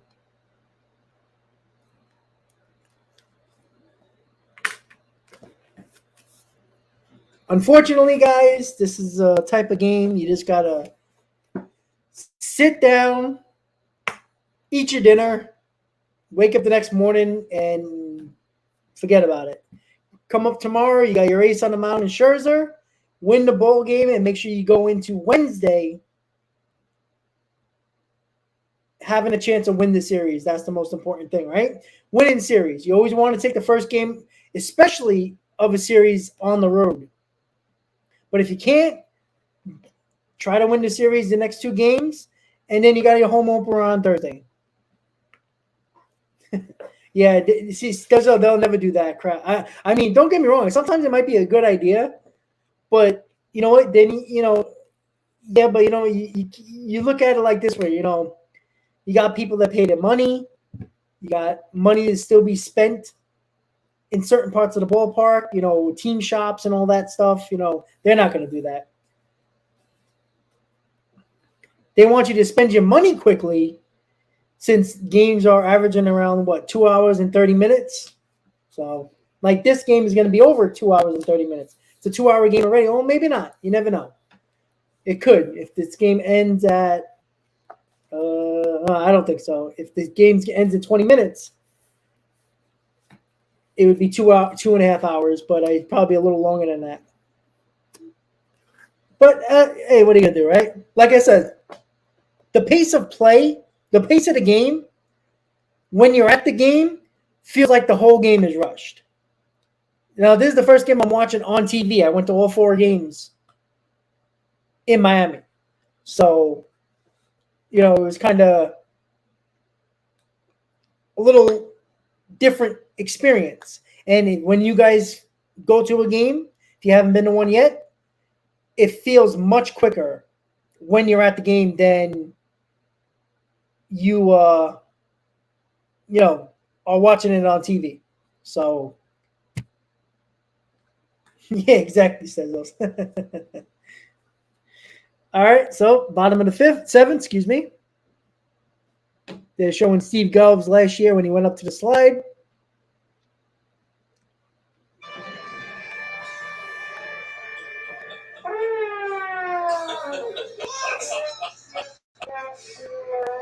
Oh, yeah. I mean, what was that? You're welcome. What was that? What are you talking about? Steve only gets All right, so Dennis Santana is in for a third time. That brings back chills, guys. That was harrowing. Oh, yeah. I'm sure you were, the hair on your arms was raised. Dennis Santana in division for the third straight day. Francisco Lindor is going to get rest. He comes out. Wow, if Ken was still here, Lindor is getting the rest of the game off. How about that? He moves to shortstop. Escobar plays third. And Santana, who was awfully good in his first two outings, comes out for a third day in a row. I think 13 pitches in one outing, 11 in the other, but still. Very rare was the occasion last year when Buck used a pitcher 3 straight days. This is not Brett Anderson. This is Owen Miller. Batting for Anderson. Miller, who was with the Guardians last year, I almost said he checks the swing and takes it outside 2-2. It's going to be Miller, then Bryce Harper and Jody Weaver to bat for Milwaukee.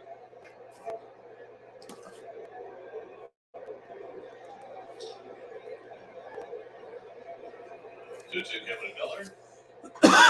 Excuse me.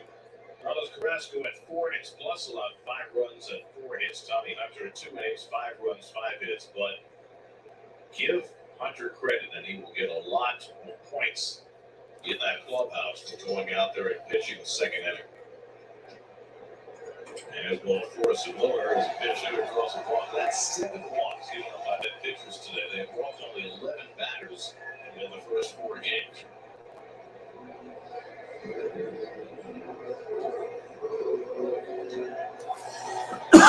Excuse me.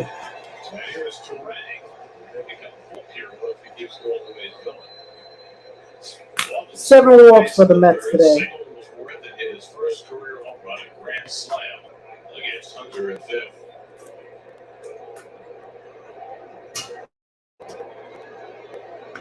Well, he's off to a rollicking start. Consuelo because it's the Brewers' home opener, honey. Big time athletic family who's mentioned his dad. Ryan played in the big leagues. His mom played in the national championship softball series in college. What's that? Just happened. I think he gave him a warning. He did something like that with Carrasco earlier in the game. I'm not sure what that was about. It was not a violation. But it was now, it's not possible.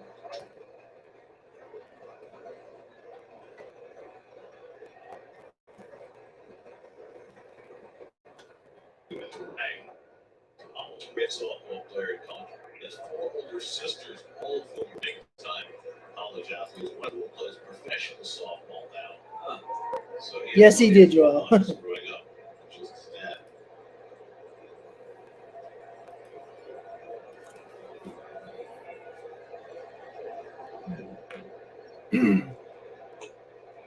Takes that slider one, 2-2.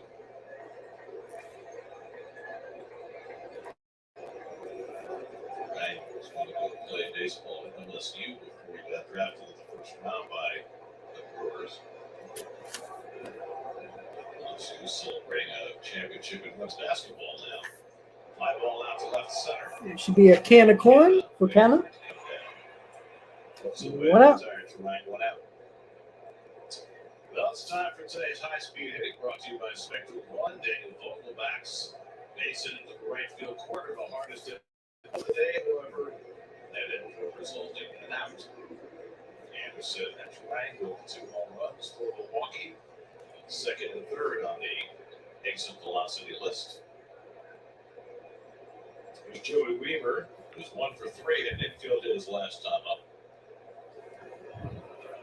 And Weaver skies from a foul off the left side. Escobar giving a look, and they'll be back.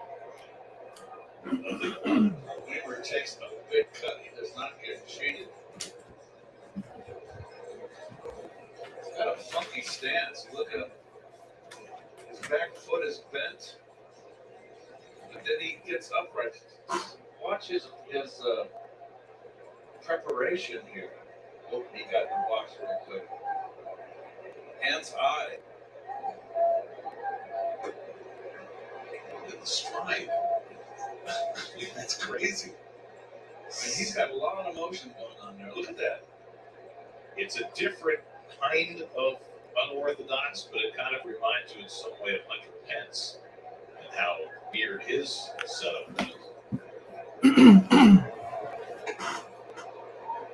have swinging listens, 1-2.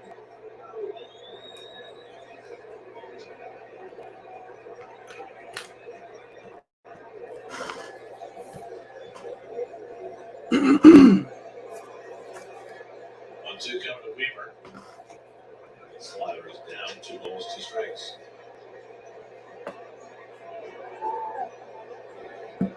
Brewers trying to get back to the postseason this year.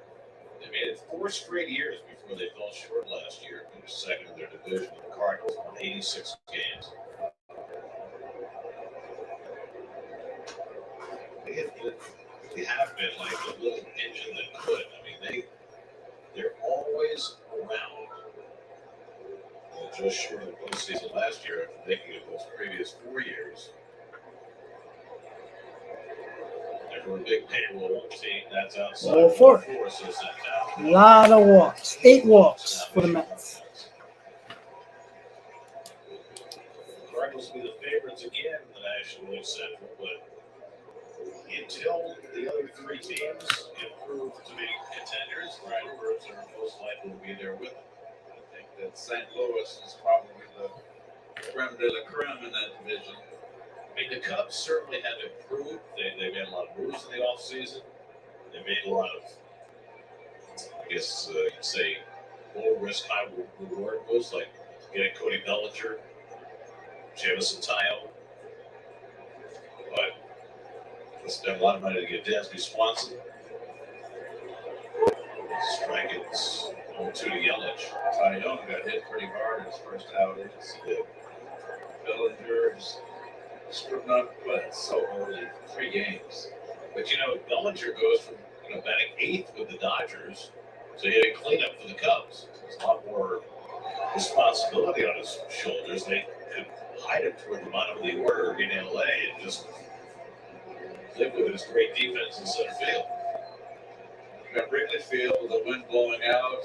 It's always a home run park. We're talking about Bellinger. Yelich's batting, those two are always going to be connected. They were 1-2 guys in the league as recently as 4 years ago, and both of them have just fallen completely off the table these last few years. He struck out 3 times today.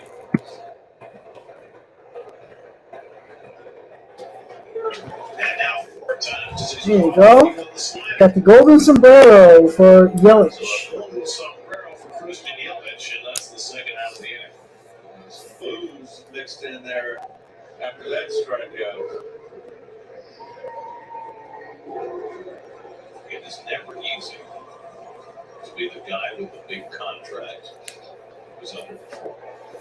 I hear you. No matter how popular the player is. See, Waker Wills went down at first to foul. I guess the question at this point in Yelich's career is, can he ever be that player again? With that long swing, he's going to have a hard time. You mentioned the back issues, but he's always had a funky swing and a long swing. And he's just having a hard time catching up. And that's what we've seen for the last 3 years. I mean, you can say the same about Bellinger, right? I mean, he's got a long swing. That's a long swing. Exactly. Benny. That's all he does. I mean, when he was younger, Bellinger would get 2 strikes and put the line drive to left center field. He's gotten away from that. He can do a lot of other things for you, though. He's such a gifted center fielder. Gold Glove at first base as well. It was a great single year that year. The numbers that they put up. They finished 1-2 in the MVP ballot. And with 44 home runs and did get 100 RBI.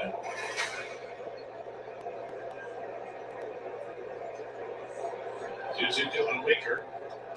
Bounces that slider. Bounces that throw sliders this outing.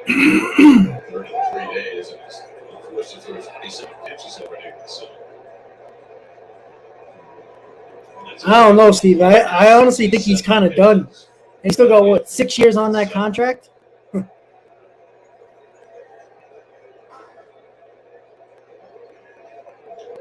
Wicker gets under one right field. Monte drifted, should have room. And that ends the inning. Going to the top of the 8th. Mets trail 10-0. How about that? That's a big time score right there, but things you just gotta throw it away and go on about your business tomorrow. You got Scherzer on the mound, get that game, and you got a chance on Wednesday to win the series. That's what you got to think about when you have a game like this, right?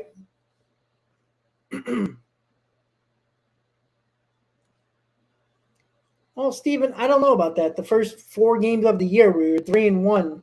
And we scored 5 runs, 6 runs, 5 runs, and 1 run. Like, I mean, I don't see, Carrasco was going to be in this rotation no matter if Verlander and Quintana got hurt at all. So it had nothing to do with the injuries. If Verlander and Quintana was pitching,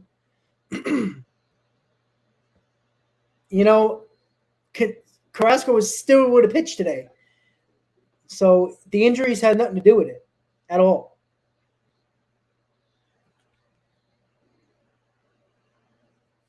All right, Jakey, I got you.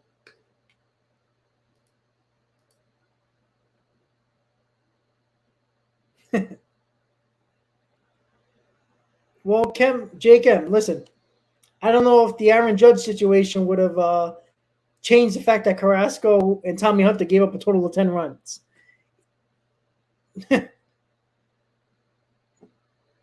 You weren't saying we should have signed Aaron Judge when we scored 5 runs, 6 runs, and 5 runs, 3 out of the 4 games. Yeah, I think Yelich is done. I think his back just gave out on him. It's unfortunate.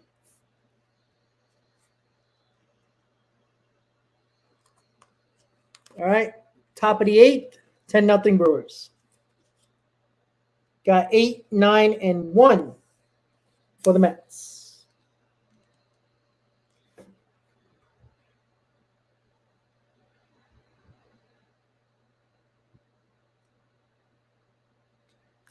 All right.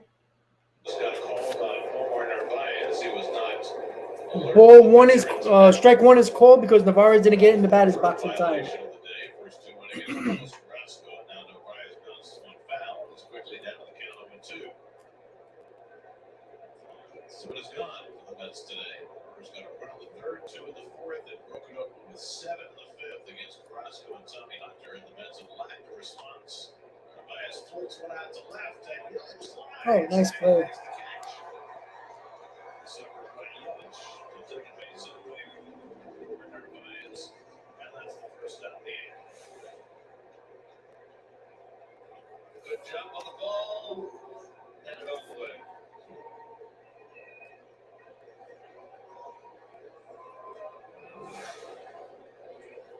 So 1 out and nobody on now. Luis Guillorme. I don't think he's tired from the WBC. He should be in better form from the WBC because he got a hell of a lot more at-bats than what he would have got in spring training.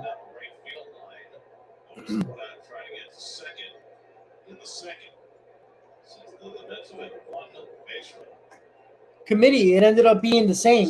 5 runs for Hunter, 5 runs for Carrasco. All earned. Well, committee, I mean, yeah, but again, that's a base hit for Guillermo. All right. Yay! Comeback. 2 hits for Guillermo.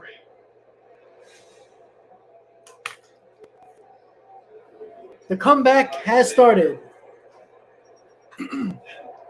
Well, J-Chem, if you noticed, it's Robertson right now. And the bullpen is not the issue. You're only counting today and looking at the bullpen, who Tommy Hunter was the only one that pitched. And Dennis Santana did and gave up nothing. The bullpen prior to today gave up 1 run in 14 innings.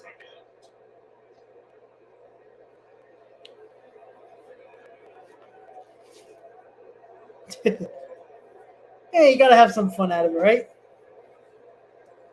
We all wanted baseball back. Well, guess what? You got a 10-0 deficit. I'm just joking, guys. I'm just joking. It's only game 5. Council wanted to finish this game, put him in line for a 3-inning save. But he's not throwing strikes now. He's behind a 3-0. I don't think he needs to be closed up by committee, to be honest. It's going to be Robinson, and days when he doesn't, when he pitched too many days in a row, it'll be probably Ottavino. Well, 4 comeback. Here we go. It's coming. I feel it.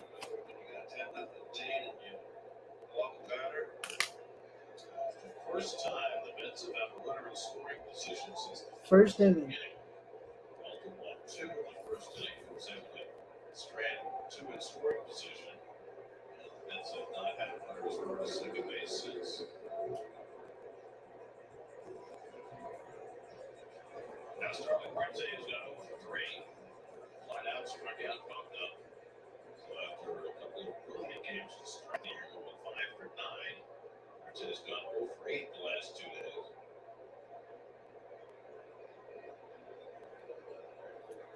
And he takes a curveball for J-Chem, probably. I mean, Philly fans got extremely excited for getting hot for a month. But they don't consider the fact that they're basically Turner makes them better, but how much better? Ground ball should be a double play. Nope, it's not.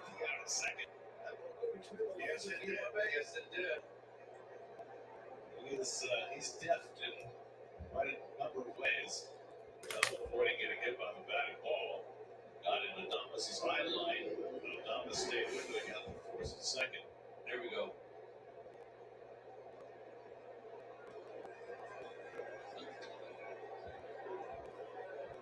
So 2 out runners in the corners, and now Escobar bats with a first Michael, I think they're.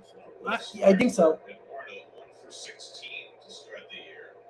Back in his old haunts. Escobar's getting his first at bat of the game. 1 for 16 so far. 2021. Ottavino was warming up. So Adam Ottavino over the Mets bullpen. You ask why Ottavino? Well, I don't think that Buck has a whole lot of other choices. Wilson went 2 innings yesterday. John Curtis and I can work back-to-back days coming off Tommy John.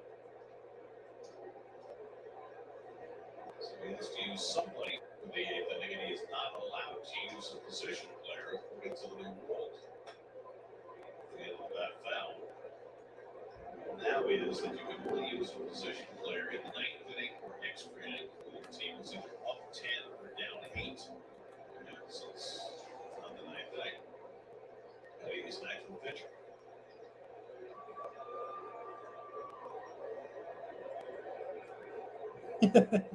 I agree, Kev.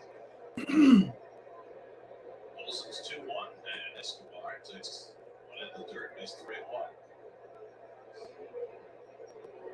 Coming easily for Bryce Wilson. He's taking it tough on himself.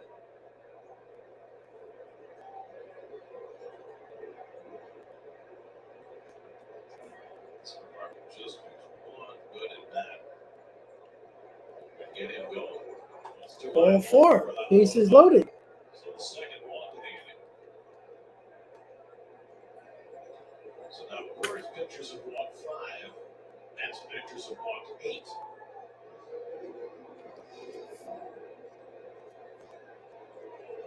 And the pitching coach Chris Hope will come out and have a conversation with Bryce Wilson. What can you tell him? Got a 10-run lead.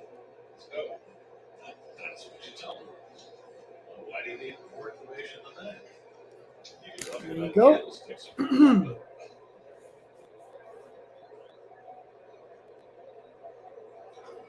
don't miss a single Mets moment with the SNY app. Scan the code and download today. Well, it looks like he's saying more than it's 10-0 for strikes.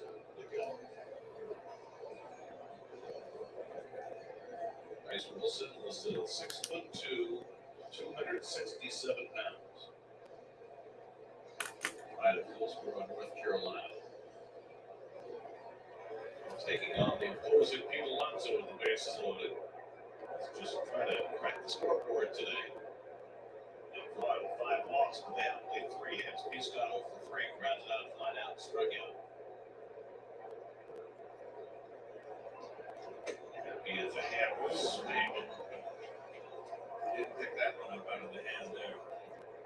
Got to make this guy's walked 2 batters, and it has not came close to the strike zone. And Pete's swinging on the first pitch. Monte at second, Escobar at first with 2 out. And Alonso goes down for a slider. He's down to the count of 2.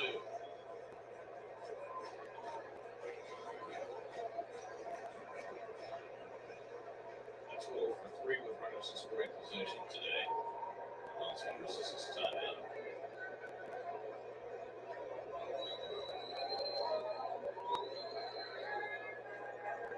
Start the clock as soon as the hitter is back in the batter's box and ready after his timeout. That, of course, is that it gives the pitcher, if he wants to, the option of holding the ball. Holding the ball, correct. And holding the ball because he's got that full 20 seconds on the pitch timer once the hitter gets back in. It's what Scherzer tried to manipulate to his advantage during spring training. Ground ball, foul ball. It's the first time I'm kind of reading Pete. You know, he doesn't feel great at the plate. And the fact that he has Well, of course, you're going to see a Brave fan here. Of course. also says his mantra. Puts his eyes up in the air, takes a deep breath. He's got to rush that. He's got to be ready within 8 seconds. I'm just wondering if it's going to be an adjustment. Michael, he is.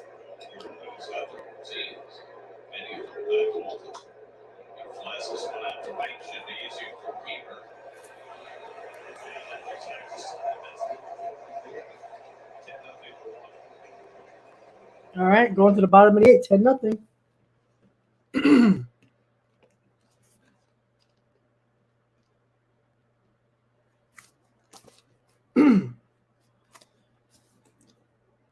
So you just got to brush this one off. That's how you got to work it.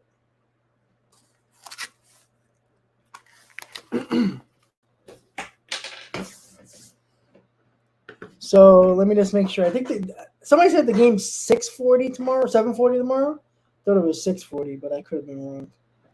Let me see. 7:40. That's right. 7:40 game tomorrow. I'll do the game. I'll most likely do a live stream tomorrow, depending on because I actually go back to work on Wednesday. So yeah.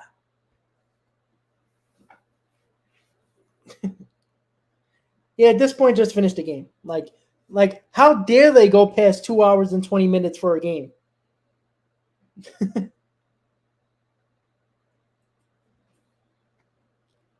So yes, tomorrow's game is at 7:40, which I'll probably do a live stream. I'll let you guys know. Obviously, if you see the stream up by tomorrow around midday, that will be obviously your clue that I'll be doing it. So, so it's up to you guys. Should I end the stream now and we'll talk tomorrow? How you feel? How you feel? How you feel? Should I end the stream right now? You know, call it a day?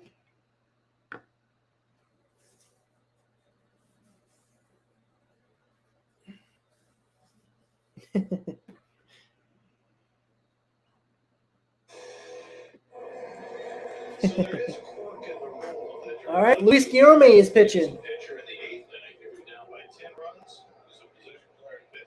That's exactly what Mark Schoenberg was going to do. He's going to send Luis So no more bullpen arms. That's not all. That is not all. Because Mark Hanna is now playing third base. Mark Hanna playing third base. Now playing shortstop. And Mark Escobar is now playing second base. And Tim Castro is having to play left field. So it's a different look. Guillorme playing shortstop. McNeil playing shortstop. Escobar playing second. Gets his first out. Jeff gets an easy play. For Guillorme, it's his third career appearance. He pitched a scoreless inning in 2020. He gave up a couple of runs in an inning in 2021. And now he makes his third pitching appearance. And running to land his line to the right center for a base hit. Hector, you're happy the Carolina Hurricanes are in. Are you a Hurricanes fan? Pretty good chance the Rangers will be playing them in the first round, right? Yet be down by 10 in the 8th. Okay, because the Mets are down by 10. Buck was allowed to use Guillorme on that. Oh, Devils fan. Guillorme just wanted to throw strikes. They could put it in play. Going BP. And Contreras flies one out to left. That might be gone. Nope. 2 outs. Quick 2 outs for Guillorme. Look at that.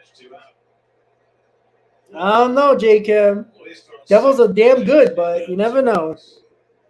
Could be a repeat of 94. Mato. Sorry. Did I just...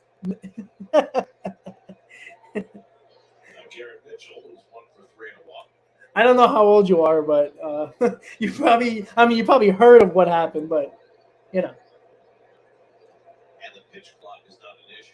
No, he's getting it throwing rapid fire into a slider right there. So say just like oh, funny. And another one up the helicopter. Oh, okay, so you know, yeah, the Devils got a couple of cups after that, so I can't really complain, right?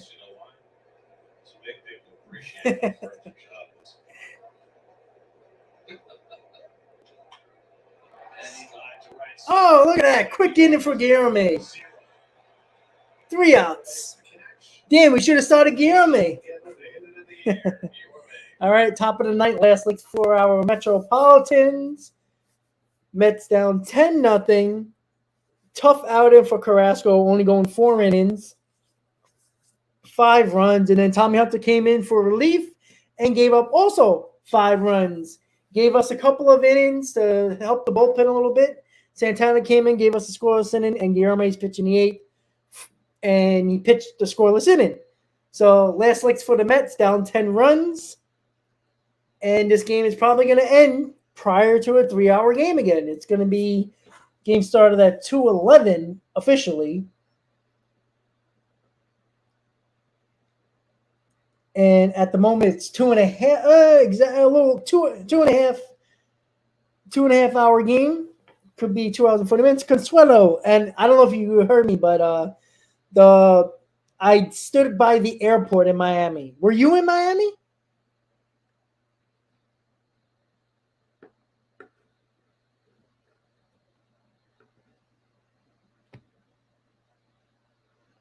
Wow, Mike, you don't get the attraction? I don't know.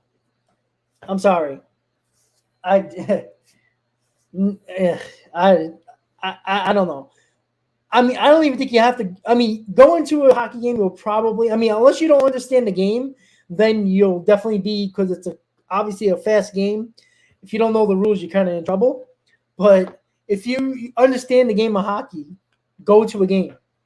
I mean, you might have to, sell your mortgage, sell your house to go to a game, because especially a Ranger game. Yeah, I think hockey's awesome. People bitch and moan about the pace of play who are baseball fans, people who are like casual fans that said the game baseball is boring. but they don't watch hockey. Hockey's not boring at all. So last licks for the Mets. The Mets will have up McNeil, Canna, Vogelbeck for the ninth. And quick out, 1 out. Bryce Wilson is going for the three-inning save. Came on in the seventh behind Freddie Peralta with 6 scoreless. Wilson has 1 save in his big league career. Came with Braves in 2020. So keeping the scorecard, Castro hit the Vogelbeck spot, which had the DH spot, and that's lost the DH. Well, that's probably the reason, Michael, to be honest with you. Not that you didn't try, you tried. J-Chem, I think I guarantee you, if it's not soon, I would say in the next 2 weeks, I guarantee you sometime by the end of the month. Hey, Joe, what's up? Oh, boy, Joe. I get it.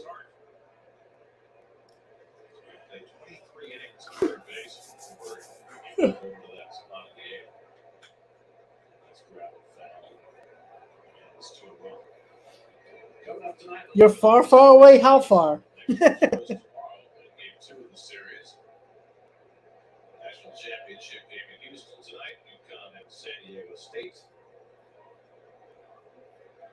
Tonight on Sports Night at 11. And Canada takes strike 2.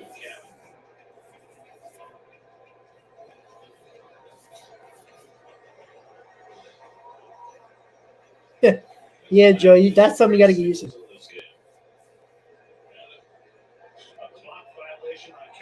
Oh, clock violation on Canada, strike 3. So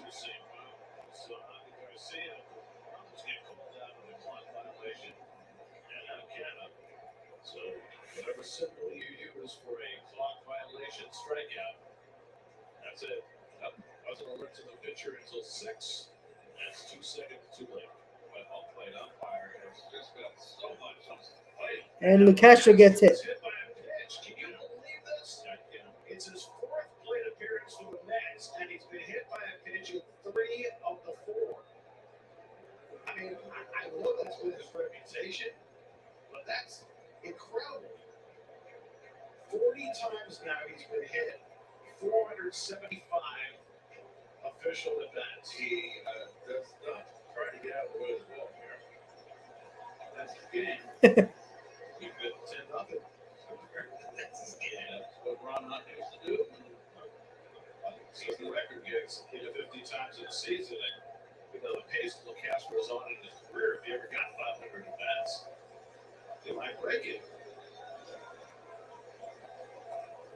2-0 to Narvaez.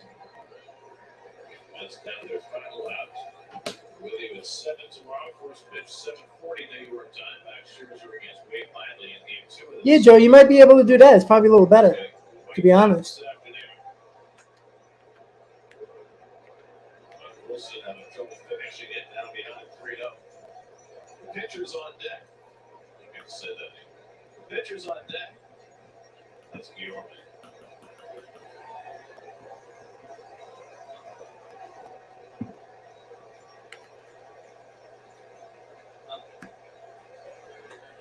And a 4-pitch walk. Well, that's 3 walks by Wilson. I live in the nearest country to Antarctica. Huh. And 8 for the Met pitcher. You are correct. The only pitcher in this game who hasn't walked anybody. Guillorme. And the game is still going to be probably under a good chance, under 3 hours. Guillorme was 2 of the Met hits who said that he can't hit. 3 hits today. Well, I was just going to say that. I was going to say it's either Chile or Argentina. The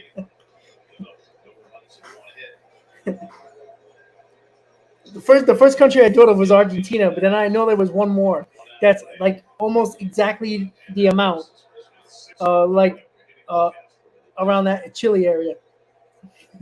So Chile or Antarctica. I mean Argentina. I'm sorry.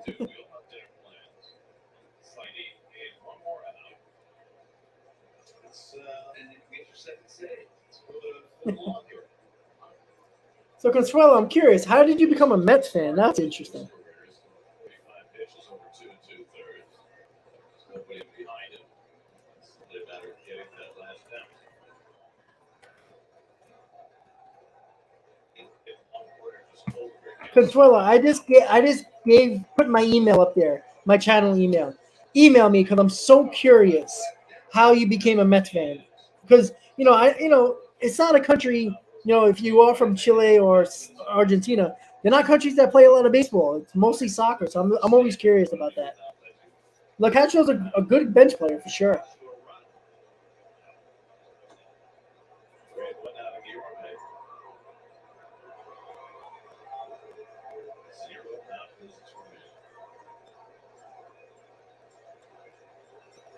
That's needs 7 more base runners to get the tying run of the plate.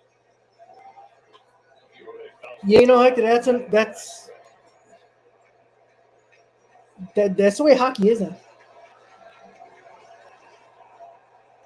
Oh, Kala, awesome. Thank you for subscribing. That's pretty cool.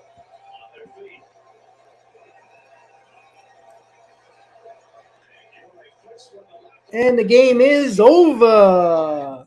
Mets lose 10-0. So let's do a quick. Okay, Kyla, cool. Well, hey, listen, I love anybody from any other country, even if you're not a baseball fan or you are, and you can't get games, stuff like that, keep on coming in. I try to do a lot of games. So, yeah, that's awesome from Argentina. Oh, Chile. You see? Okay, I know. See, when you said that, I was like, is it Argentina? I'm like, no. There's another country. And I was like, yeah, it's Chile. I had to look it up because I forgot. I don't know why I thought it was Guatemala, but it wasn't. And then I thought Chile. Chile. Well, Consuelo, I put my email up there. I don't know if you've seen it, but please, I really want to know how you became a Mets fan. It's always interesting. I always love that to see like people from other countries that like not necessarily baseball friendly, that is a country that loves baseball. I'm always crazy. So that's my email right there. Just please, I would love to hear that. All right, guys. So let's do a quick recap of the game. Carrasco struggled with walks, got out of a couple of jams, and then it came to the 4th inning where we gave up 1 run and 2 runs, and was 3-0 while they had the chance. The Mets still had a chance. Then Tommy Hunter came in. In total, Carrasco gave up a total of 5 runs, and Tommy Hunter came in to relieve him, gave up 5 more runs. Oh, that's awesome, Consuelo. That's great. So, Tommy Hunter gave up 5 runs, and that's the 10 runs right there. It happened really quickly. The 5th inning, they scored 7 runs. So, that was basically it right there. So, it was a debacle on all ends.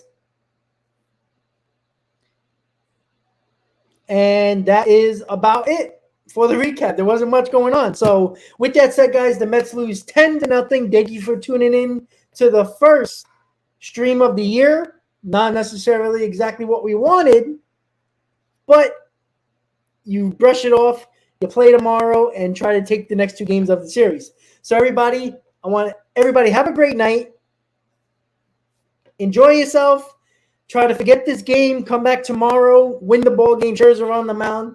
Have a great night. As always, my fans, let's go Mets. And Consuelo, if you can, email me. I would love to know more and more about how you became a Mets fan by developing your own softball team and who knows what else. So, everybody, have a great night. See you next time. Let's go Mets. Mets 3-2 on the season. Game 6 tomorrow. Have a good night, guys.